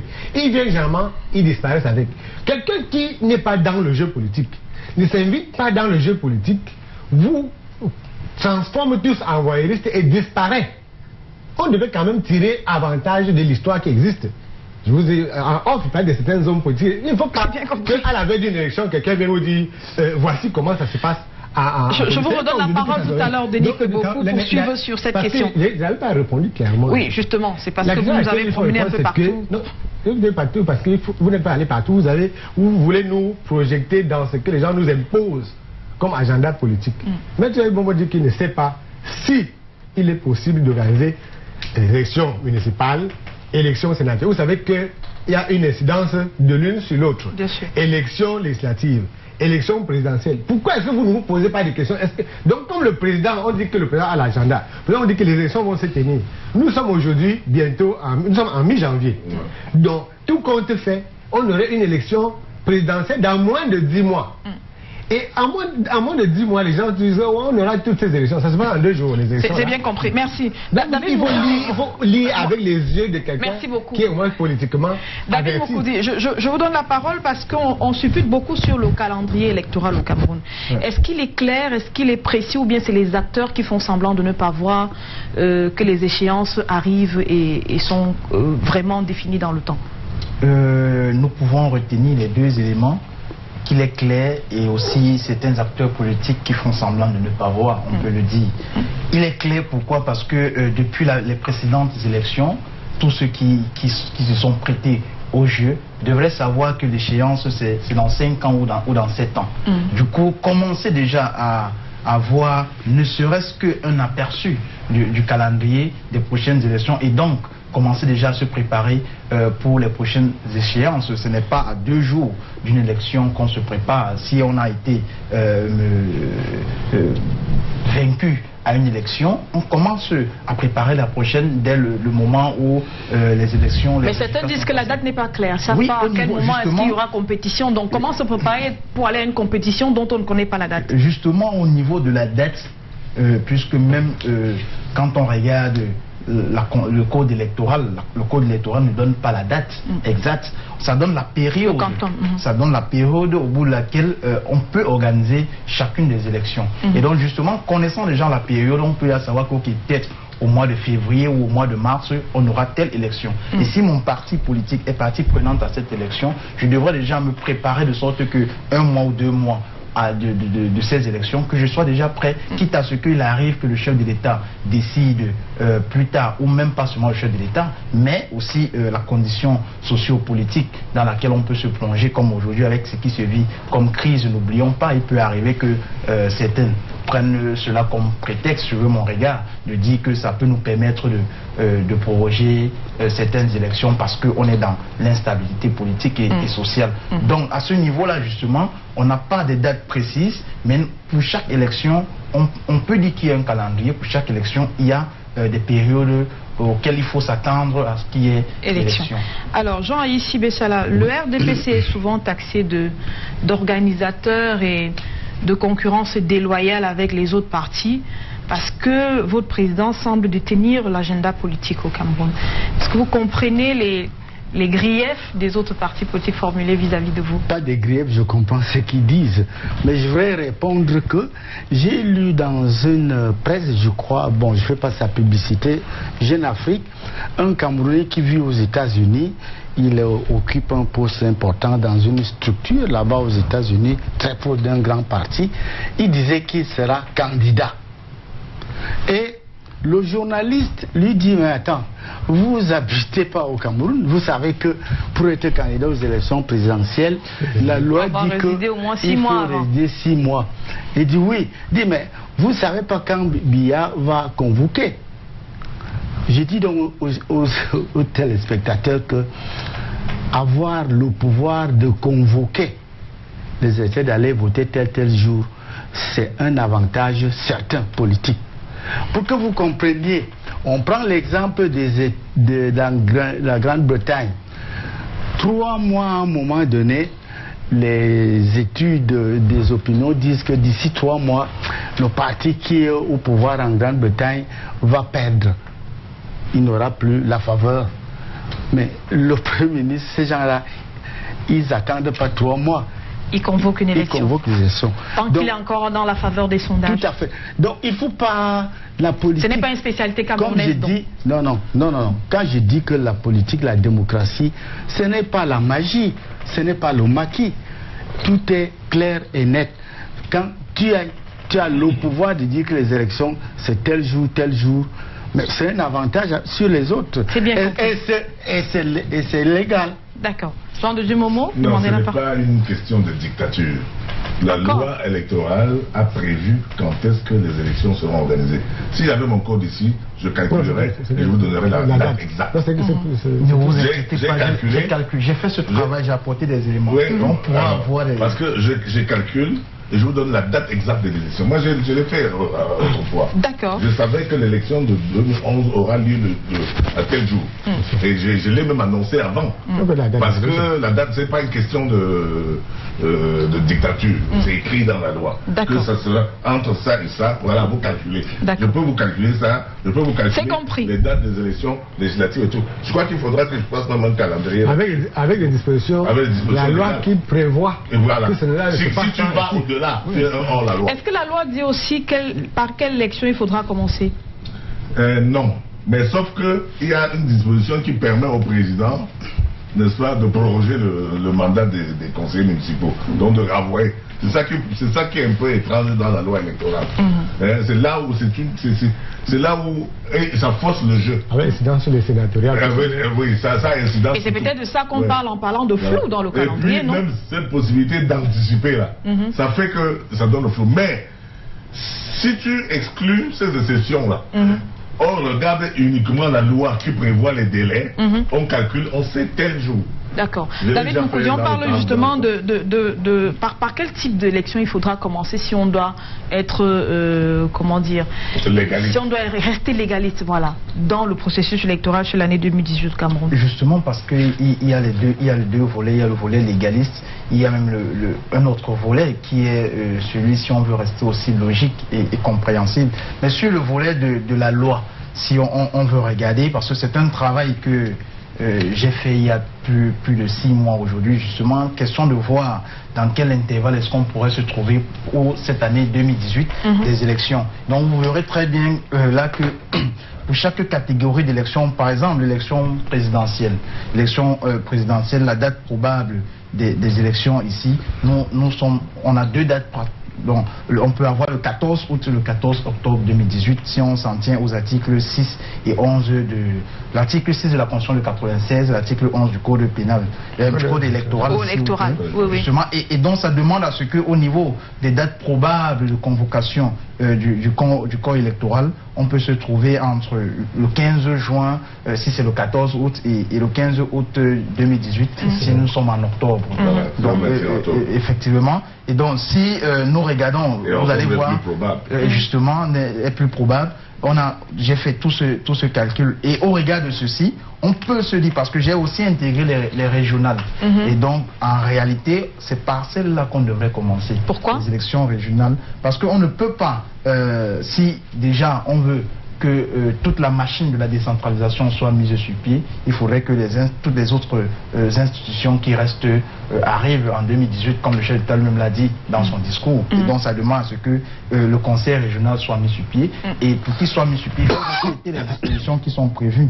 Et la loi dit que l'élection des conseillers régionaux a lieu 20 jours au plus tard avant l'expiration du mandat, comme on n'a jamais eu ça au Cameroun. Donc on stipule que celle-ci devrait normalement, s'il fallait que ça arrive pour une première, au mois de janvier. Mais au vu d'aujourd'hui, telles les choses avancent, on ne peut plus avoir ça en janvier, sauf si maintenant, comme c'est une première, le chef de l'État va programmer une autre date pour celle-ci. Mais encore, il faudrait que ces élections des conseillers régionaux arrivent avant les sénatoriales, parce que le collège électoral doit être constitué d'eux et bien évidemment des conseillers municipaux pour mettre les sénateurs qui doivent renouveler leur mandat avant. Et donc ça fait que mettre les conseils justement ça fait que parce que tu vas les voter. Justement ça travaille à ce que nous ayons les conseillers municipaux déjà avant les sénatoriales. Sinon on aura le même conseil sortant qui va élire des sénateurs. Voilà. Il vaut mieux commencer par la municipale, effectivement, pour avoir les conseillers municipaux. Ensuite, maintenant, on va dans la régionale. Mais si on reste sur le plan de la loi, d'après les mandats de chacun, en réalité, les sénatoriales viendraient avant les municipales. En avril 2000. Oui. Voilà. Mais si maintenant on va sur le plan de la logique, qui demande que un conseil municipal ne peut pas, le même conseil peut voter 2 mandats de sénateurs, pourtant eux ils sont encore à un seul, donc c'est pas logique. Mais sur le plan légal, les sénatoriales devraient venir. D'où Denis Kwebo, le retour sur le calendrier dont on parlait tout à l'heure. Voilà.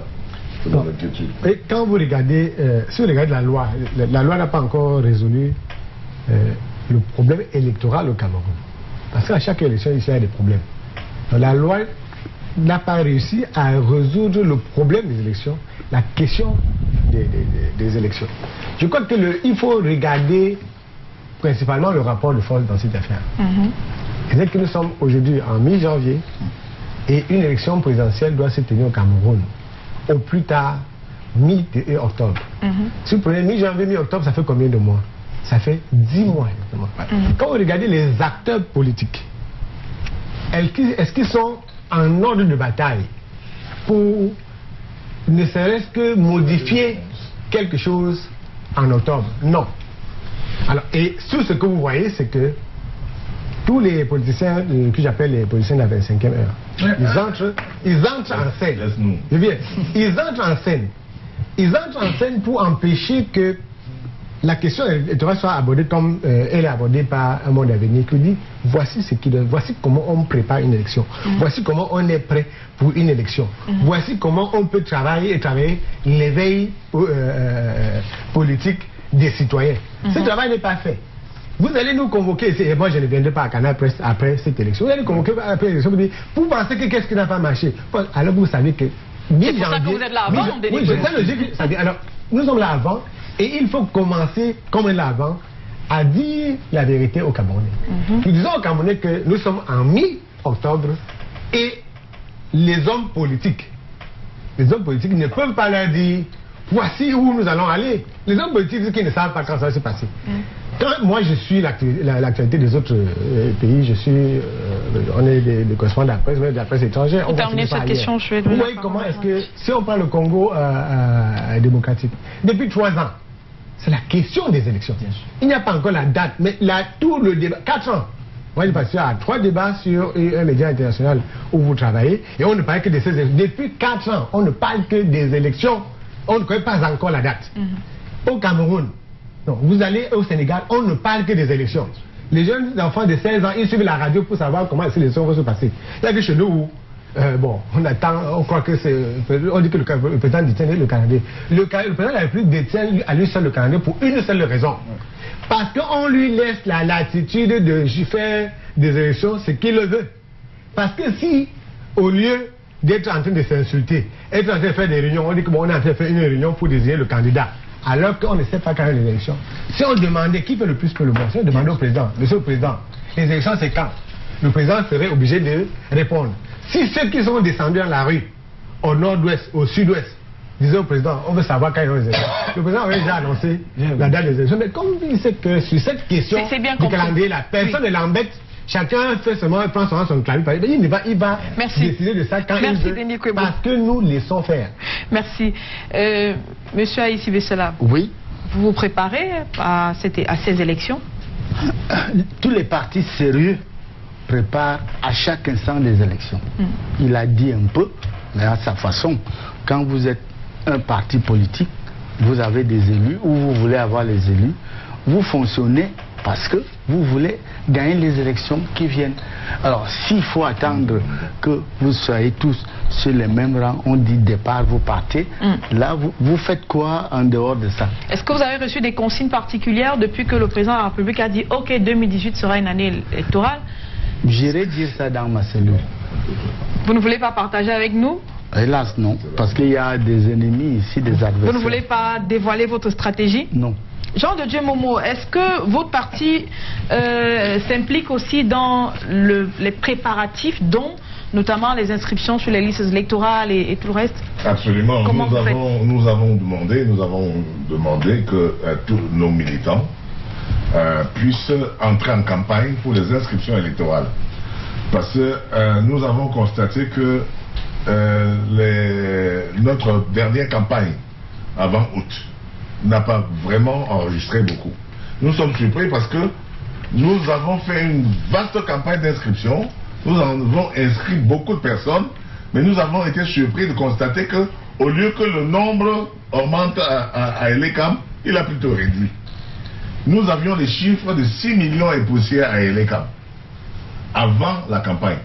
Après la campagne, Elekam nous annonce que d'après ses registres et enlever les doublons, etc., on se retrouve à 5 800 000 qui ont la carte et 6 300 000 qui sont inscrits. Donc, nous disons que ça n'a pas changé depuis 2011.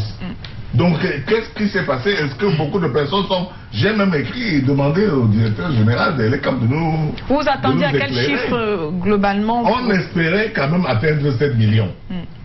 C'est la masse probable électorale actuellement au Cameroun, 7 millions? Oui, non, on peut faire plus, on peut atteindre 12 millions.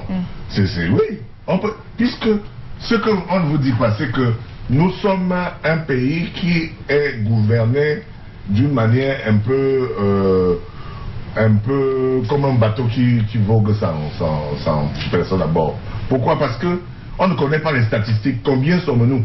Quand tu te réfères aux dernières statistiques et que tu y appliques un calcul proportionnel, tu arrives à 26 millions de personnes aujourd'hui. C'est-à-dire qu'on peut dire qu'on est à 2018 et on a à peu près 26 millions de personnes. Et dans les 26 millions de personnes, il y a on peut compter à peu près 12 millions qui sont en âge de voter. 12 millions. D'autant plus que la jeunesse, la jeune partie de 20 à 30 ans, ils sont plus de 60%. Donc, et ils sont les plus nombreux.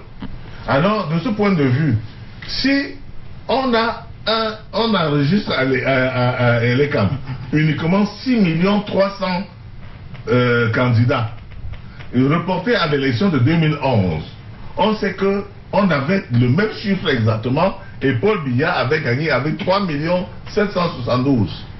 Donc ça veut dire que dans les 6 300 qui sont inscrits, lui il a déjà une part de roi de 3 772 et nous, tout le gros lot, nous partageons 2 500 000. Donc il y a un problème qu'il faut adresser à l'ECAM. D'accord. La fiabilité des registres électoraux. Alors, est-ce qu'au monde à venir a constaté sur le terrain ce problème de fiabilité des registres électoraux? Est-ce que ça se pose véritablement? Alors, ce que nous avons constaté sur le terrain, parce que la semaine passée encore, lorsque les inscriptions ont commencé, nous avons fait le tour des 5 antennes communales de Douala. On était à Douala, 1er, 2e, 3e, 4e jusqu'à 5e, rencontrer les chefs d'antenne et question de voir comment est-ce que l'activité se porte depuis le 2 janvier. L'un des constats, c'est que on a eu accès aux fichiers, aux listes d'inscription qui étaient présentes, mais aucune liste n'est affichée. Cela fait en sorte que déjà, ça c'est une erreur parce qu'on est en train de violer la loi. La loi demande à ce que les listes soient affichées dans les antennes, justement les listes provisoires. Et à côté de cela aussi, il y a le fait que les listes définitives ne sont pas encore arrivées dans les antennes. Alors à ce niveau-là, il y a encore un problème. Ça fait que même moi, Camerounais, si je veux aller vérifier mon inscription sur cette liste... Vous ne savez pas si vous l'êtes ou... Je ne sais pas si je suis ou pas. Et je ne pourrais pas savoir si effectivement, moi qui ai perdu ma grammaire il y a 2 jours ou il y a 1 semaine, son nom y figure encore ou pas. Parce qu'en même temps, les Camerounais doivent aussi aider à cela. C'est pour ça qu'on demande... Aider à toiletter le fichier. Bien sûr, on demande à ce qu'on affiche parce que je peux venir vérifier s'il y a des erreurs sur mon nom ou pas et vérifier également s'il y a des cas de doublons qu'on a omis et je peux souligner ça. Donc ça c'est l'une des choses que nous avons constatées et donc ça nous pousse à dire que le chiffre qui est avancé par l'ECAM, pour l'instant ça demande encore à être vérifié parce que l'engouement est fort sur le terrain. L'engouement est fort, de plus en plus les gens s'inscrivent. D'ailleurs c'est le travail que Monde Avenir est en train de faire au quotidien. Nous avons des équipes déployées dans tout le Cameroun. À Douala, on a pratiquement 50 jeunes qui ont été recrutés pour faire uniquement ce travail de sensibilisation, d'éducation, d'information et également d'inscription sur les listes électorales. D'ailleurs, on a proposé notre offre à l'ECAM. Et sur le terrain, je vous le dis, il y a l'engouement. Beaucoup de personnes partent s'inscrire. Et là, c'est vrai qu'on était un peu déçus des chiffres avancés l'an dernier. Denis Kwebo, certains partis politiques d'opposition contestent aussi certaines dispositions du code électoral et disent qu'en l'état, il serait dangereux d'aller à une élection avec un code électoral tel qu'il se présente. Est-ce que vous les comprenez? Moi, j'ai toujours compris les hommes politiques. Je veux dire que ça fait 28 ans bientôt que je fais la politique, donc je comprends. Je suis habitué aux hommes politiques et leur discours. Les hommes politiques, c'est 97% opposition et majorité. Dans ce pays, il ne s'agit pas d'une partie d'opposition. Chaque fois que j'entends les discours sur les listes électorales, les inscriptions, le fichier. Ça me pose un problème. Lequel? Je crois que la loi du Cameroun fait que le vote soit libre. Donc, en tant que citoyen camerounais, je suis libre d'y aller comme de ne pas y aller. De ne pas aller, je suis libre de m'inscrire, de ne pas m'inscrire. Et je vous dis bien que je ne crois pas que j'ai une raison, même professionnelle, de ne pas aller dans mon champ le jour des élections. Surtout si je sais quels seront les résultats de ces élections. Il n'y a qu'un fou qui peut accepter d'aller à une élection s'il sait quel est le résultat de l'élection avant. Donc si je sais que depuis, si je sais que depuis 35 ans, il y a une seule personne qui gagne les élections quand n'importe comment, en 92. En 1992, j'ai passé toute ma journée dans un bureau de vote à Bonabiri. Je suis allé me coucher le lendemain du jour de vote à 2h. Donc j'étais là et j'avais pointé les bureaux au centre de vote de l'école publique où j'étais. Quand les résultats sont sortis, je n'ai vu aucun des résultats que moi-même j'avais pointé sur les résultats officiels. Mais ça a changé depuis le temps. 1992 ou 2018. On était avec vous quand j'étais encore à... Le processus est affiné. On est allé à Bepanga, j'étais avec le quotidien de Dion. Nous avons filmé les résultats au tableau en présence de toutes les autorités administratives et politiques de Douala. Le jour où les résultats officiels des élections sont sortis, c'est que nous on a filmé là. Ce n'est pas qu'on a filmé, on a même fait. C'était la photo d'illustration de notre article. Exact. Et quand les résultats finaux sont sortis, c'était pas cela. Qu'est-ce qui s'est passé entre temps? Je ne veux pas dire ce qui s'est passé parce qu'il y a des opposants qui fraudent les élections, il y a des gars de RDPC qui ont pour seul métier de frauder aux élections. J'ai même considéré qu'un candidat à une élection qui veut faire inscrire les électeurs ne veut pas gagner. Parce que ce n'est pas au candidat d'inscrire les électeurs. C'est les électeurs qui doivent s'inscrire pour déterminer leur avenir politique, l'avenir de leur collectivité, l'avenir de leur pays. S'ils ne le font pas, moi, journaliste d'investigation, j'enquête pour savoir pourquoi est-ce que les gens ne sont pas intéressés par cette affaire. Parce que si vous prenez l'élection de 92 jusqu'à nos jours, vous voyez quel est le personnel électoral en termes d'inscrits. Vous voyez le nombre de votants. Vous voyez comment le chiffre évolue. Vous voyez qu'il y a une science dans le pouvoir qui fait en sorte que ce chiffre soit comme ça. Et certaines personnes ne comprennent pas que c'est toute une science qui fait qu'on ait tel nombre d'inscrits, tel nombre d'électeurs à telle élection et non tel nombre d'électeurs. Ce n'est pas le nombre d'inscrits qui détermine au Cameroun le nombre de votants. Le nombre de votants, c'est dans la péréquation électorale. La péréquation électorale appartient au parti que vous connaissez, qui gagne toujours l'élection. Le parti de M. Aïssé Bessala? Oui, je ne sais pas si c'est son parti, mais il y a un parti qui gagne les élections. Et il y a un parti qui aussi s'organise pour donner les élus à certains autres. Quand ils ont vu que les calculs n'ont pas donné, ça peut être une majorité relative, du coup, chacun tombe dedans. Parce que leur but, ce n'était pas de laisser gagner. Ça ne veut pas dire qu'ils ont effectivement gagné. Donc aujourd'hui, nous sommes à 10 mois d'élection présidentielle. Il y a des élections qui doivent se passer avant ces élections présidentielles. Et personne ne sait donc... et voici, on a des témoins ici qui ont inscrit plus de personnes et ils se sont rendus compte que le chiffre des inscrits, il y a même toute une organisation nationale qui... il y a une organisation qui n'est pas un parti politique qui s'occupe seulement d'inscrire 11 millions de personnes. Ouais. Plus ils inscrivent, plus ça baisse. Ça veut dire que ils doivent aller encore apprendre la politique du Cameroun. Ils viendront vous répondre plus tard puisqu'ils sont pas sur ce plateau. Merci Denis. Ils inscrivent les gens et ça baisse. Et ils ne veulent pas poser ce problème des gens qui s'inscrivent et font baisser le nombre d'inscrits. Alors, permettez que M. Aïssé Bessala réagisse aussi à vos propos. Je vais lui permettre de réagir forcément. Pourquoi pas? Moi, je lui demande de réagir parce qu'il fait partie de ce parti que vous n'avez pas voulu citer, mais qui, sur le plan empirique, gagne des élections à tout moment. C'est quoi votre secret au sein du RDPC, M. Aïssé Bessala? Le RDPC est le seul parti qui couvre l'ensemble du territoire du Cameroun. Il y a, je prends même comment, mais nous couvrons. Il y a des militants des partis politiques ici. C'est la fin qui justifie les moyens, M. Mon. Que je ne veux pas citer, qu'ils disent aux téléspectateurs combien de structures que eux, ils ont comme parti sur l'ensemble du territoire. Mais j'aurais allé plus loin. La réponse qu'ils vont dire, ils sont que à Daïdo, à Bepanda, point à la ligne. Et ils veulent gagner les élections. Mais je veux dire les trois partis qui sont ici. Mais je voudrais dire qu'il y a quelque chose qui m'épate. Dans les élections de 1992, j'ai été dans vos réunions. Et je sais ce que je dis, je ne vous demande pas. C'est mes convictions qui me font dire cela.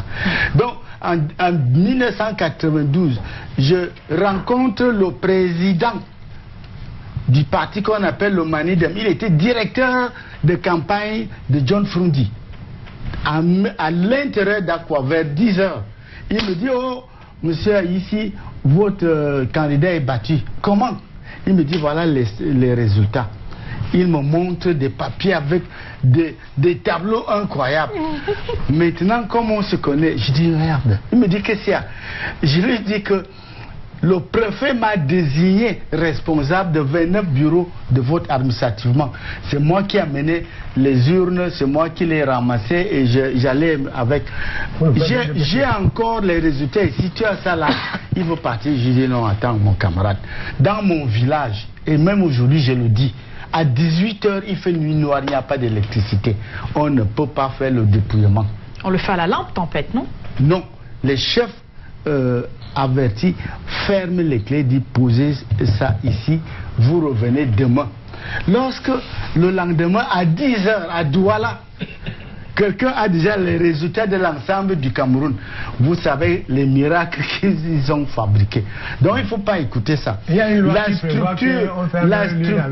la structuration est que chaque parti politique fasse tout pour couvrir l'ensemble du territoire du Cameroun. S'ils disent qu'ils n'ont pas de moyens, ok, ils font ce qu'ils peuvent, mais qu'ils ne s'en prennent pas aux autres qui ont les moyens. Au moment venu. Alors, David Moukoudé, je vais terminer par vous. Vous qui observez le processus électoral, que faut-il pour que au 31 décembre 2018 qu'on se dise que tout s'est bien passé au Cameroun? Alors, il y a des préalables disant que aujourd'hui, même l'organe en charge d'organiser ces élections n'est pas matériellement et techniquement prêt. Ça, il faut aussi le souligner parce que lorsque nous faisions nos descentes sur le terrain, dans ces antennes, c'est aussi l'une des choses que nous avons pu constater. Rendez-vous compte, une antenne comme Douala-Premier, on envoie 4 kits pour inscrire des populations. Et avec les 4 kits, il y en a certains qui sont défectueux. Et entre-temps, la demande est forte. Vous allez dans une commune comme Douala-Deuxième, où vous n'avez qu'un seul kit qui est opérationnel. Mais dites-moi, comment est-ce qu'avec un seul kit opérationnel dans une commune comme Douala Deuxième, qui est vraiment populeux, on peut réussir à enregistrer autant de personnes? Donc il y a des problèmes de logistique. Il y a ce problème de logistique, même si c'est que par moment de manière politique, ils ne le reconnaissent pas. Mais il faut dire que c'est pour ça que nous, société civile, nous sommes là, justement pour relever ces problèmes, parce que nous, on n'est pas des militants politiques, justement, on ne vise pas le suffrage. Nous sommes là pour le Cameroun, pour la population. C'est ça qu'on peut se permettre. Ça, c'est résoudre le problème de logistique. Ensuite, déjà, justement, ce problème de logistique. Ensuite, il y a aussi le problème au niveau même des règles de jeu, qui ne sont pas assez saines, pour permettre à ce que nous ayons une élection vraiment équitable pour tout le monde et pour que certains hommes politiques n'aient plus à dire que l'élection est déjà gagnée d'avance parce que on a tout ce qui va avec le code électoral qui n'est pas assez propre. Et d'ailleurs, la société civile aujourd'hui, dans le cadre du réseau qu'on appelle Dynamique Citoyenne, a fait une proposition de code électoral alternatif dans lequel on a travaillé avec certains hommes politiques et d'autres organisations de la société civile pour proposer au moins quelque chose qui ressemble à un code, pas un condensé du test, mais à un code qui permet que chaque parti politique se rassure de ce que lorsqu'il ira sur le champ de bataille, il ne va pas accuser plus tard que non. Les dés étaient jetés d'avance. Donc je crois que si aussi à ce niveau-là, on essaie de revoir les règles du jeu, on pourrait se garantir de ce que les élections se passent bien quelque part. Et à côté de ça aussi, il faut effectivement que les Camerounais se lèvent massivement, vraiment, et prennent part aux élections. Parce que si on n'a pas assez de Camerounais qui participent, il serait difficile que nous voyons les choses changer. Je n'ai pas dit impossible, mais difficile, parce que même avec le chiffre qui est là, ceux qui veulent, bien évidemment, peuvent renverser la tendance s'ils travaillent bien. Parce que l'une des difficultés aujourd'hui que nous observons aussi, c'est que les populations, quand vous les rencontrez, vous demandent, mais on va voter pour qui? Nous attendons les projets de société. Qu'est-ce que l'opposition nous propose et tout et tout. Bon, nous, on n'est pas là pour répondre à cette question. Voter on leur dit, allez vers eux et ils vous diront ce qu'ils ont. Peut-être voter pour Jean de Djemone. Peut-être voter pour Jean de Djemone, n'est-ce pas? Je voudrais dire que... C'est attendre les projets politiques. Non, je voudrais dire pas le rôle d'un citoyen d'attendre. Le projet, en réalité, justement, c'est lui qui doit agir. Il faut leur répondre ceci. Cher ami, il faut leur répondre ceci. Le projet politique au Cameroun ne peut pas faire gagner une élection. C'est bien Mosgo qui fait gagner. Le code électoral n'est pas fait de telle manière que le projet, quel que soit le beau projet que vous avez. Et en 2011, nous avions un des meilleurs projets qui a été salué par beaucoup de personnes. Ils ont voté pour l'NDP qu'il a de l'argent. Et donc, pardon, je voulais donc dire que le problème c'est quoi? C'est que vous avez beau avoir le meilleur projet, le vote est proclamé par qui? Et les CAM rassemblent le vote. Vous avez un suivi d'élite qui vous a donné des résultats qui vont changer entre les CAM et la proclamation. Qui proclame? La Cour suprême agissant comme un cour constitutionnel. Et c'est là où tout était changé. Parce que si c'est les CAM, organe indépendant et autonome, avec un mandat qui ne puisse pas, qui ne dépende pas de la nomination par le président de la République, pouvait proclamer également les élections, ce serait plus fiable. Mais ce que je voulais vous dire, pour revenir à votre question, de la première question, savoir est-ce que les élections auront lieu. Moi, je voulais profiter du travail de mon jeune ami de Un Monde à Venir pour dire que les conseillers régionaux, l'élection des conseillers régionaux a lieu 20 jours au plus tard avant l'expiration de leur mandat. Oui. C'est l'article 245 du Code électoral qui le dit. Et donc, lorsque vous faites les calculs, 45 jours avant la date du scrutin, l'élection devrait, la convocation du corps électoral devait intervenir le 11 janvier 2008. Le 11 janvier 2018, donc il y a quelques jours. C'est déjà passé. C'est déjà passé. Pour l'élection des sénateurs, 40 jours avant l'expiration du mandat et 45 jours au moins avant la date du scrutin, nous avons le 15 février comme date probable de la convocation du corps électoral. Donc il va falloir, ayant déjà renouvelé le conseil municipal avant de convoquer ce corps électoral pour les sénatoriales. Voilà. Or, pour le conseiller municipal, c'est le 15 juin. Parce que, comment vous voulez voter les conseillers régionaux avant les conseillers municipaux? Il faut donc placer ça avant. Je vais dire qu'il faudrait donc attendre le 15 juin, voter les conseillers municipaux et renvoyer peut-être le conseil régional à l'année prochaine. Oui, que ce n'est pas aussi simple que ça. Ce ne sera pas aussi simple que ça. C'est-à-dire que 2018 va avoir les élections, certes. L'élection présidentielle, normalement, devrait se tenir le 15 octobre. Parce qu'elle ne dépend de personne d'autre, non? Oui, elle est presque autonome. Le 15 octobre, d'après les calculs. C'est-à-dire que le président a prêté serment le 3 novembre 2011. Si on va au 4 novembre, c'est-à-dire le fin de mandat le 3 novembre, et puis il faut compter un jour de plus, on a le 15 octobre comme date probable. Je vais peut-être retirer ce que je viens de dire, Denis Kubo. L'élection présidentielle dépend aussi, dans une certaine mesure, des autres élections, puisque pour être candidat à la présidentielle, il faut avoir au moins un élu dans les autres instances de décision, comme le conseil municipal. Moi, votre question nous fait tous penser effectivement qu'on est là dans un grand exercice de politique. Nous sommes là dans le jeu politique. Vous avez vu, il y a beaucoup de candidats déclarés à l'élection présidentielle qui sont considérés par nous, journalistes, comme candidats. Ils sont invités comme tels sur des plateaux de télévision, sur les radios. Donc on est là, nous participons aussi à abrutir le peuple. C'est pour ça qu'il peut ne pas voter quand nous commençons à nous comporter comme ça. Quelqu'un vient me dire, je suis candidat à l'élection présidentielle, vous le prenez sur le plateau, il se balade partout, il envoie des représentants pour venir parler à une émission politique, alors qu'il n'y a pas droit, il n'a pas titre, il n'a pas qualité. On devait commencer par interroger.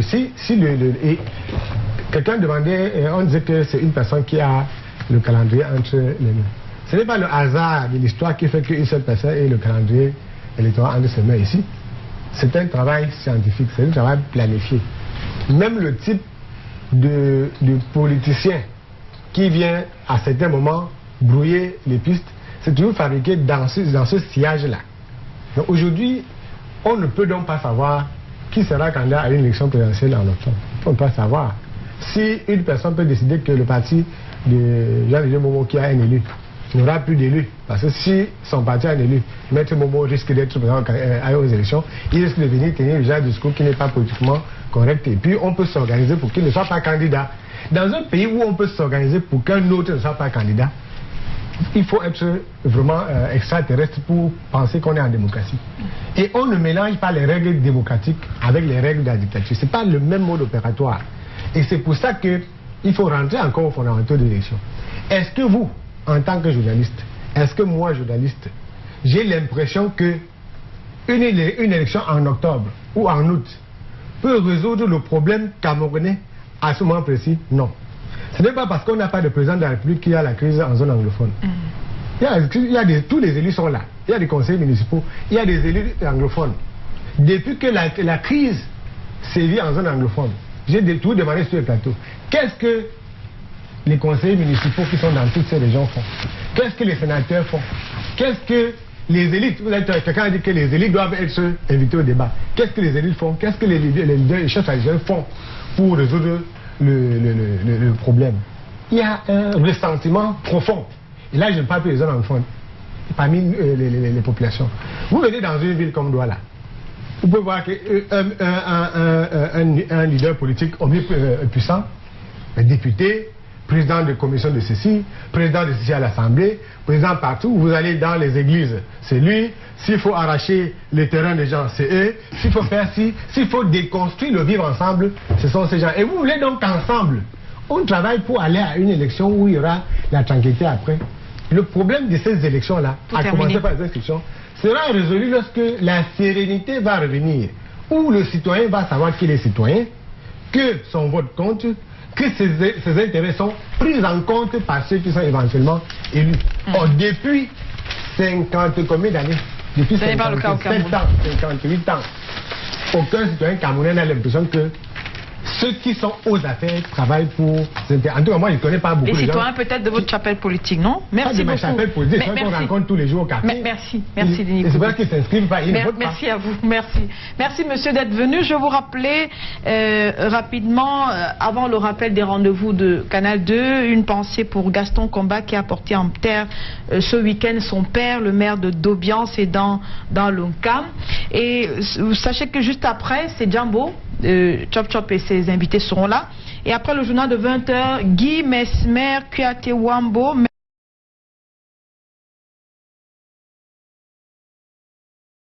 et des sujets d'actualité. Ce sera avec Ghislain, Pierre et Sono du côté de Yaoundé. Moi, je vous dis merci encore d'être venu, monsieur.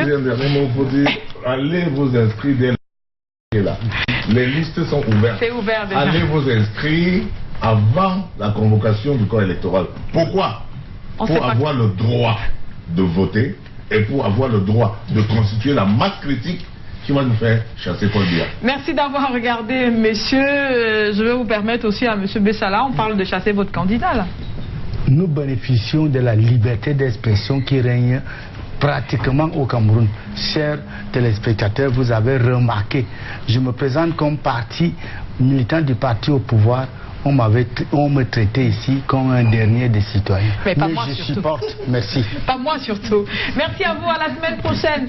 Et bon dimanche sur Canal 2 International. Comment